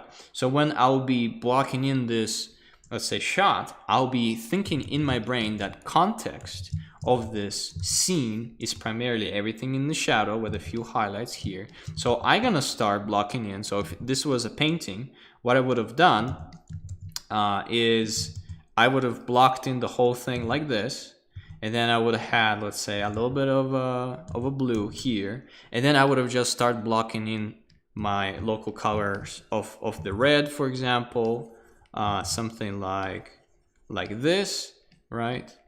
For example, and then there's like a wheel here, and then the only thing I have to do now is to add lighting into the scene and bring back the local colors of the octopus, right, when he's going to be hit by the highlight. I know I missed it a little bit, but you get the main point. That's how I think about blocking in local colors. Okay, so thinking about context again, we talked about temperatures, and I'm going to explain one thing. Remember when we all saw that video on YouTube, when people say that a blue object, when it goes into the atmosphere, it becomes warm, and then and then a warm object or a color, when it goes into atmosphere, it becomes cool. Remember all of that in the YouTube videos? And then we're like, how the hell did that work? Well, how it works is this. So if you have a blue color, and then it's progressively losing its saturation and losing its pigment, what happens to a cold color when it stops becoming cold? It's losing its saturation, is becoming quote unquote warmer. Not literally becoming orange or something else. It's losing its saturation, becomes quote unquote warmer. But then if you have a warm color and then it starts losing their saturation, the warm color is not becoming blue. What it's doing, it's losing its saturation, it's losing its pigment, so therefore it's becoming a colder shade of itself, right? So that's just a little bit of explanation how temperatures work. Okay, so let's talk a little bit more about context. So when you have a context, let's say it's orange context and then in an orange context, when you're gonna have the same background, like for example, let's say I'm gonna just do this. This looks like what? This almost looks blue to me, right? Let's just, change this and just make it brighter a little bit, maybe more saturated, something like this. This looks like a dark shade of blue to me. Can you agree? But if we take it out of context, this is a gray square, okay? So same square in different context. Like for example, here, let's have a blue color in here. Something like, maybe something like this. So two different colors, and let's make those squares a little bit brighter, maybe. Woo, not enough. Maybe let's just do this. I'll just make it a little bit brighter. So when you have, two different, let's just make it this color. Something like this, sure. So for example, when you have two different contexts, different colors can serve a different purpose. So for example, you have a gray square here that from afar looks pretty blue to me, honestly. This could pass as blue from far away. And this looks like what I was trying to accomplish this. Maybe this looks a little bit, just needs a little bit more saturation in it. But, so for example, if we're just gonna do, we don't need much saturation to make it very warm. Almost yellow-like. Okay, so for example, let's look at those two squares. This looks almost blue, and this looks almost orange. Even though that if we get them out of the context, right? If we get them out of the context, they don't look blue and orange whatsoever, right? Well, that's why if you have, let's say, a certain context, which is super cold context, you don't need to go and have oranges. All you need to do is have a color that is warmer than this color, right? So for example, this is a desaturated yellow, but it looks much warmer. So in this context, this could serve as a different color, right? So this could serve as a yellow color, technically. This looks yellow, but actually it's, well, brownish purple or brownish brown. Brownish light, I don't know, right? But you get what I'm saying. So for example, in here, when we're looking at the grass, and then we're looking at the shades of grass, the context of the scene is yellow, right? Like this. So when we're thinking about green, it's not going to be like this green. It's going to be a green shifted towards, and let's just color pick what's the color in there is. This is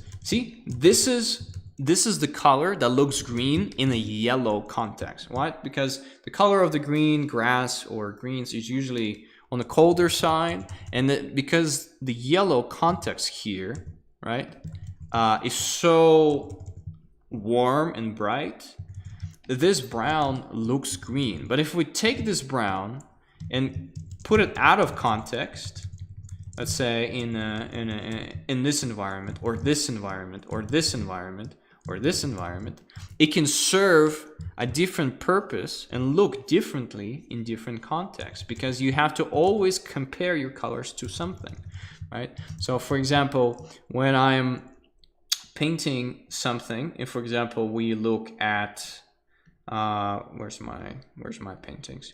So for example, if we look at the color of the what should I put? The color of the well, for example, the dog. The dog is white, right? But the context of the scene is, well, there's diffuse lighting coming from the top that is probably blue, and there's yellow bounce light coming from the top. So that's why I have multiple things here. But then the color of the dog itself, it's not white.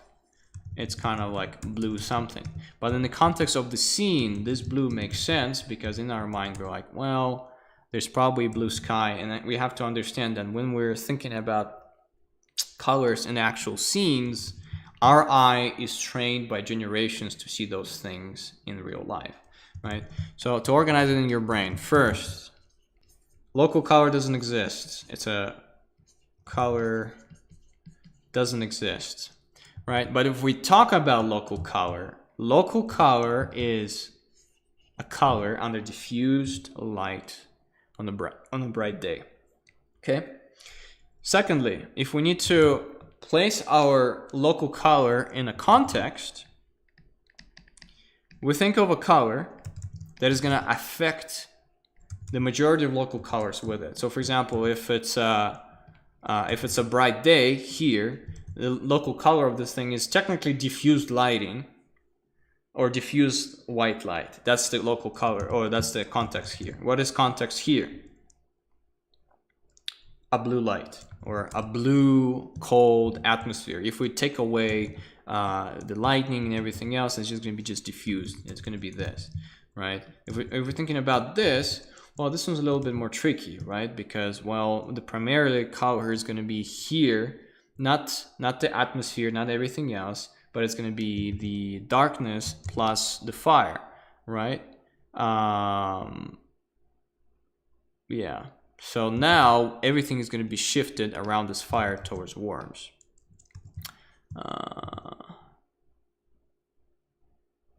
Oh, I did this exercise once.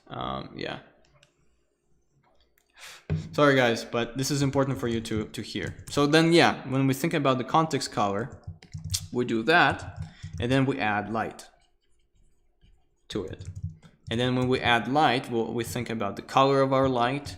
We think about, is our color, the local color, is it cold or warm, right?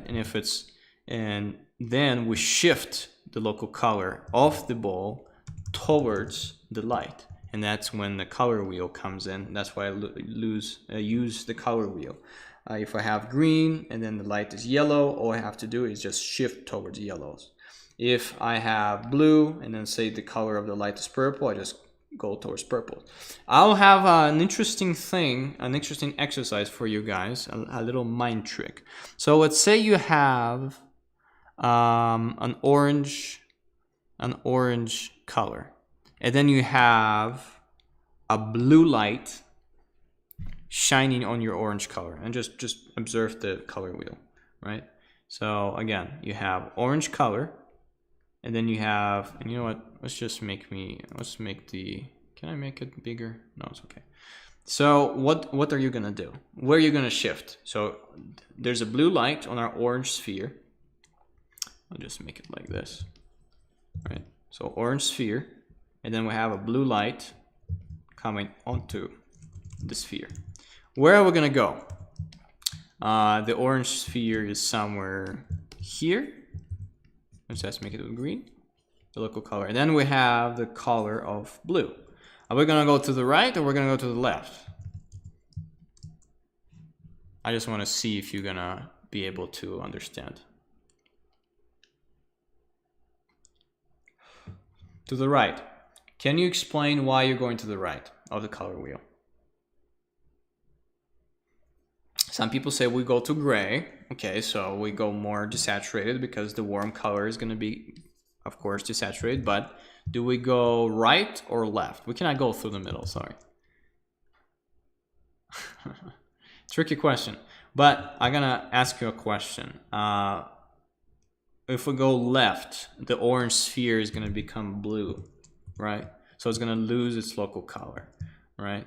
So, and then if we go towards right, so if we go right towards yellows, it's probably going to be the right thing to do, right? Why? Because if we go towards purples, we're going to lose the local color of our object, right? And orange is much, I think it's much warmer than yellow. So what we're going to do is we're going to go towards the right, through the right side, right? And we're going to pick the color of orange, go a little bit brighter, and then go a little bit to the right. And I think this is the color that we're going to get. Something like this. And if it's going to be, you know, maybe even something like this, maybe that's the local color that we're going to get.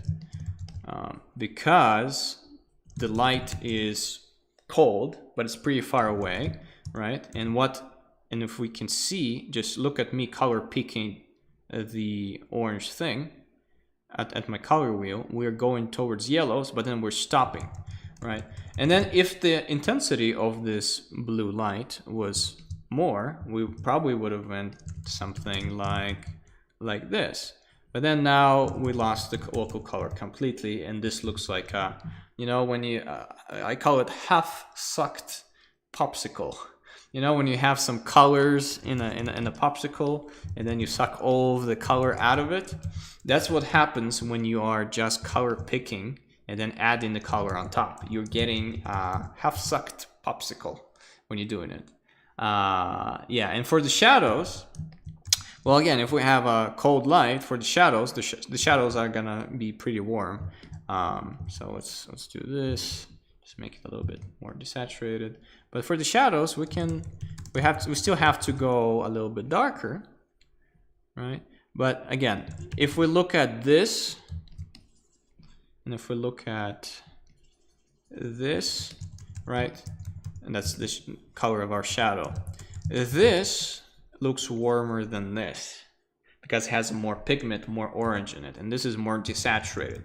So sometimes the local color is not going to be changed completely when you're going to have a blue light shining onto a warm object. The only thing that it's going to do is the warm object is going to become less saturated and lose a little bit of saturation. But see, this still looks orange to me, but even though it consists of 3 colors, 1, 2, 3, right? Because what? The blue color is affecting all of those, and he's not affecting this because it's the shadow and it keeps the local color of the orange. But here, if this was a regular white light, or they probably would have maintained the orange local color more, and it would have been more saturated, right?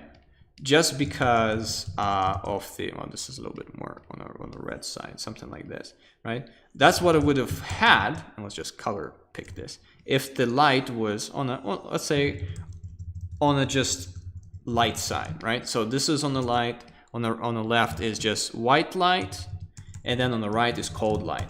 See what happened?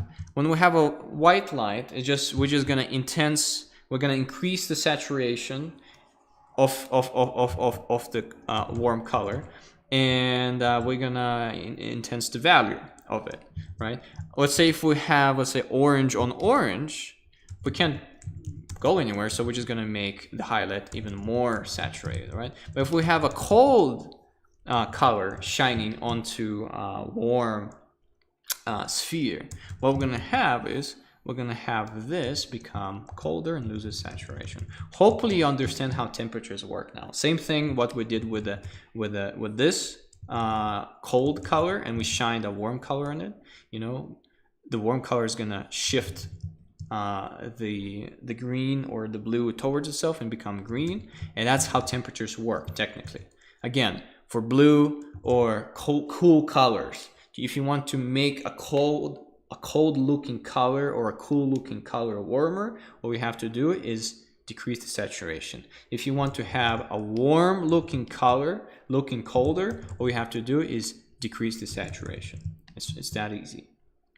And again, think about not what the local color is, think how the local color looks in your context compared to everything else. And stop color picking. Here's red, here's this, here's that. Start thinking about, again, what affects my colors the most and where am I gonna go on the color wheel.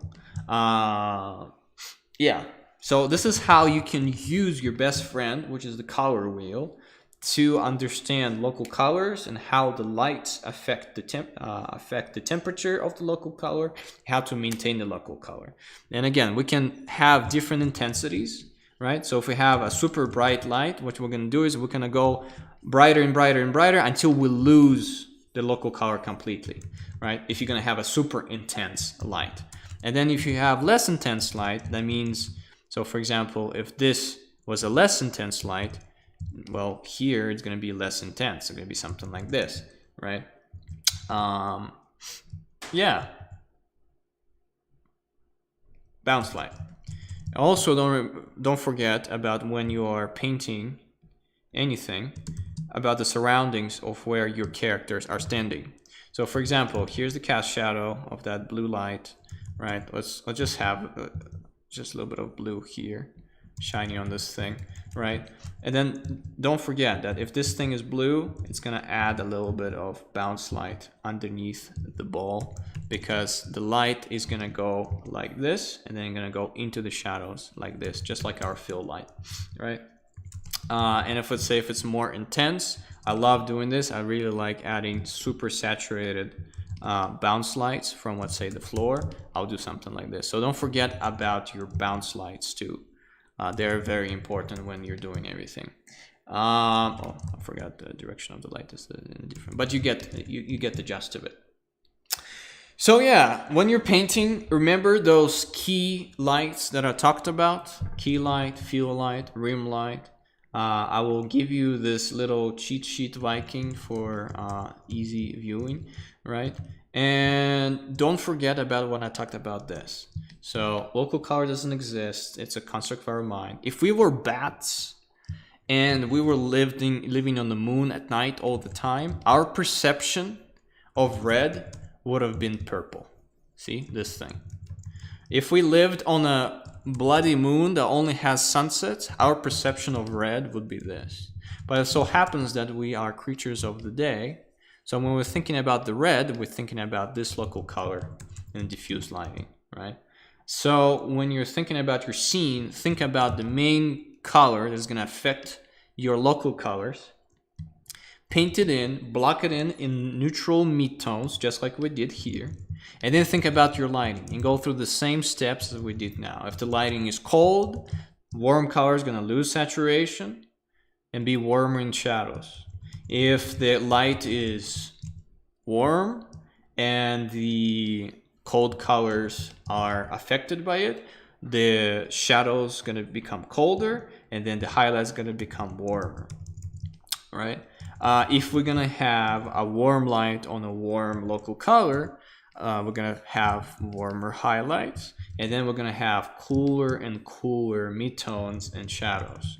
If we're going to have a cold light going on a cold object, well, the highlight is going to become colder. Let's see. The highlight is going to become colder, right?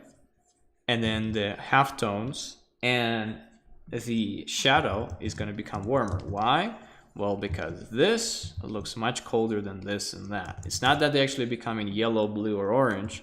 It's because the highlight looks so cold compared to the halftones and shadows that they become, technically, they stay the same, but compare to this highlight, they became warmer, right?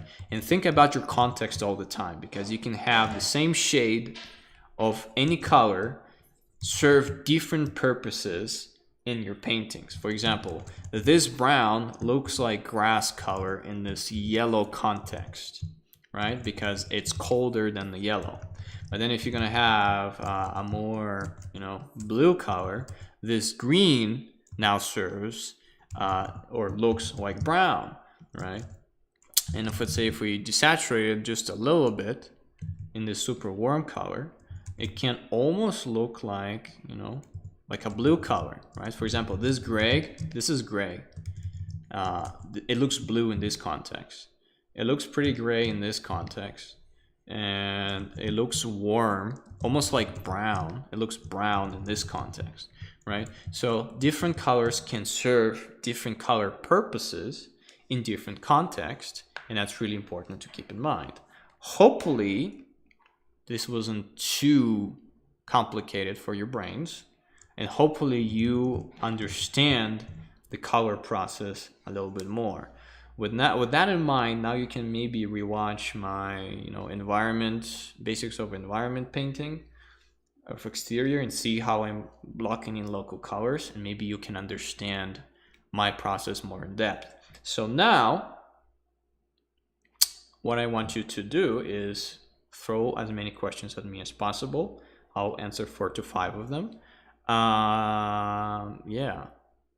And let's go.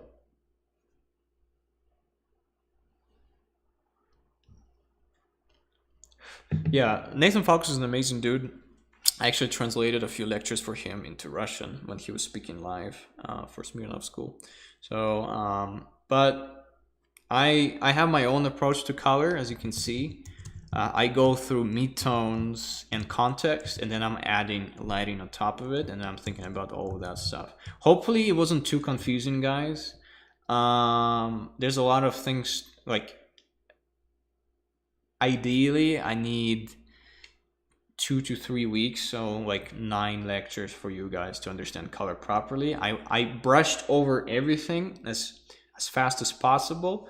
But that's why, for example, like I teach color and light at Brainstorm for 10 weeks because it's not so easy to explain everything in under an hour. Okay, why is full range bad? Man, I wish I could find my old paintings, but when you have a full range, and let's say we have a simple value structure, which is, bright background, mountains in the background, and then we have more dark mountains, and then let's say we have a few trees in the foreground, right? And then let's say we have like a house in there. When you guys are doing your paintings, I see like, dark and darks here, and then, man, see, that's hard. It's really hard for me to mess up a painting because I know what a good value range is. And then let's say they have like a value range here, then we'll have the same darks over there, and then we'll have the same darks over there, and then let's say they have like highlights. They'll have highlights here, highlights here, highlights here. And what they do is they basically overcomplicate the painting, and they have the same value range almost everywhere. Of course, if you have good value groupings and stuff like that, but it's nice to have a limited value range. When you have your midtones, you have your highlights and your darkest darks, and then either, because again, when you guys are just making like shading, I'll try to do it. When you're shading everything, then you have like this, and then you have like this, and then this, and that, like, that's almost like a full value range in here, right? And then you're gonna do the same thing for this thing, for this thing. It becomes very muddy and weird. So what I suggest, remember when Toby said, just dissect everything into main values here, and then have like a shadow side on another object, and then when you're gonna be creating a like indent, what you have to do is just you have to color pick your shadow side and then use the same value over here. So when you have a limited value range, everything just is kept separately and it has nice value groupings, right? So, and for example, same thing here. So like I would not go too far away from this mid-tone, right? And I'm keeping everything. See, this looks nicer than whatever I did before, right? So same thing here, just gonna add this in there. So when you have a limited value range, it just looks better and it's not as distracting. And then at the same time, you're gonna keep your painting not muddy and everything's gonna be separated. And then what you have to understand, guys, your values are your colors too. So when you have control of your values, you have control of your color. Because technically, if I'm gonna just do this, and then, whoops. If I'm just gonna do this, and then maybe make everything look orange, everything's gonna stay the same, right? Because it's already working. If I'm gonna like put some green colors on top of it, or a nice warm color here, because it's hit by the sun or something, it would also look nice, right? So when you have your values set up, you understand how they work, and then you have good value groups. Like for example, let's look at this traditional painting here. We have very limited value range. We have the mid-tones, and then we have one highlight. Remember when I talked about drama and what looks good? See, you have darkest darks and mid-tones close to each other, and you have one highlight color. That's it, right? Same thing here. You have all the mid-tones together, and then you have super cool tree as a highlight. So that's why you should not have full value range. Of course, like if we'll look at maybe this, but even in this, it might have full value range, but if we would just make a black and white version of it, it's going to be almost the same thing. Like for example, this is a little bit too dark for me. Like that's why I don't really like, I don't like Riot Games splash arts, honestly. I think they are impressive, but it's not my cup of tea, right? But if we even look at this, we have the darkest darks as the highlight, and then we have a neutral base. See, this is the neutral base. And then we have the darkest darks as the highlight. But here I would have not made everything so contrasting. So yeah, that's why full value range is not, like for example, this looks too contrasty to me, because for example, there's too many darks in here, there's too many darks in here, and then my eyes just cannot concentrate on anything. It looks at the darkest dark here and the lightest light here. And when you have both of those things, you can lose control of your painting. Of course, this is a good painting and the control wasn't lost there. But for example, I like this painting the most. Why? Well, because again, you have a middle ground, mid-tones that look really good, and then he has contrasty dark over here. And again, so those mid-tones, I would simplify those into something like this. They're pretty close to each other, and then you have the highlight black silhouette, and then within the highlight you have a little bit of brightness over here, for example. So when you're thinking about value range in general, you need to think about, first of all, that it's controllable, and secondly, that you have limited amount of it. And then you can overcomplicate things with other stuff. When you're thinking, if you want to have a full value range from the start, you can just lose control over painting really, really fast. So that's why foreground, middle ground, foreground, 3 values, groupings. You need to learn how to keep things simple. And if you keep things simple, it's going to be awesome. All right. So would this method be like cell shading almost? Is white light considered warm or cool? Well, I would say that warm light, it's interesting because white light is gonna just, I think it's more on the cooler side for warm colors, and same thing for cool colors, because if you have a white light shining on anything, it just reveals the local color of the object more. unless it's very bright. And of course, you can have different white lights. You have white lights that are on a cooler side, like for example something like this, and you can have white lights that are on a warmer side, something like this. I'm not sure if you see any difference, but I see a big difference in those, right? So it also depends on what kind of white light do you have. If you have just regular white light, well, what it's going to do is it's going to do the boring thing that you all do, guys, which is just ups the value of the local color and nothing else. So usually I don't like just pure white light. I like to have some kind of hue to it, so I can manipulate, either put my local colors onto a warm side or on a cooler side, and so it looks better.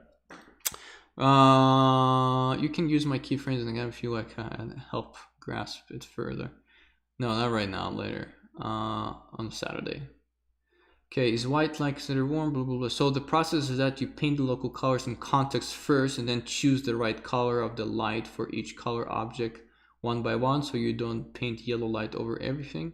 No, first you think about your context color. So for example, this is context blue in a night scene. Even if I want to have a bunch of torches on it. So for example, if I have purple, it's going to be under the spell of the context of the blue scene.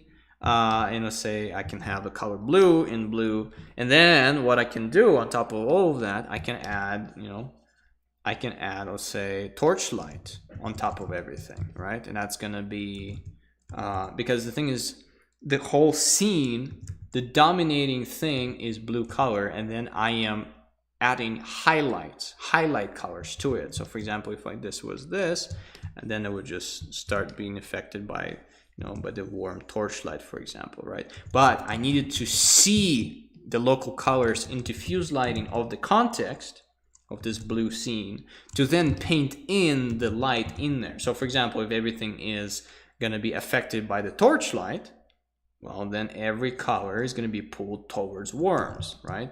The red is going to be becoming more orange, and then the blue is going to be affected by the orange light, right? It's going to become probably more cyan or something, because that's how blue color is becoming warmer. It goes towards greens, right? But if it's going to be monochrome, so maybe it's just going to look like this.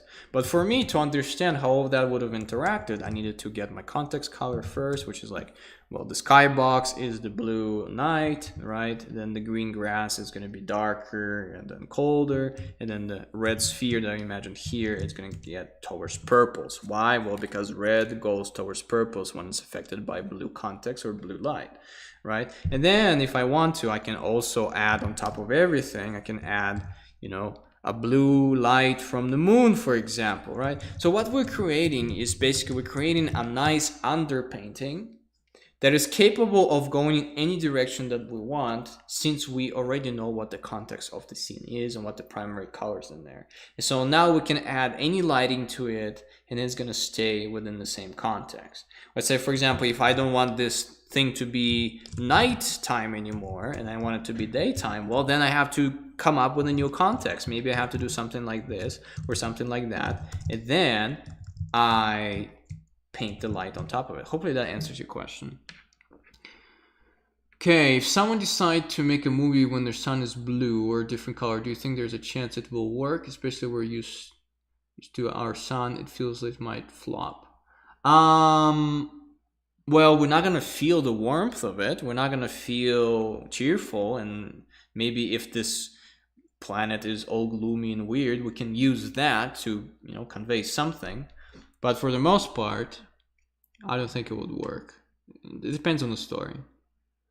Okay. All right, we're gonna wrap up, guys, because we're already going for 2 hours and almost 30 minutes. Recap. Think about your main 3 light bulbs. Okay. Think about them. They're very important. Those are the key lights. 3: key light, rim light, fill light, / bounce light, right? And then think about your object in context. Local color doesn't exist. Think about how the color looks versus how is it actually green.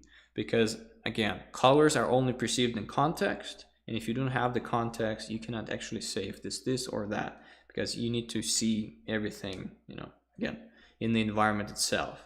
And then when you have a neutral middle ground or neutral mid-tone blocking of your local colors in your context, then what you can do is you can add any lighting on top of it that you please, because you already have a neutral base and you can push it anywhere.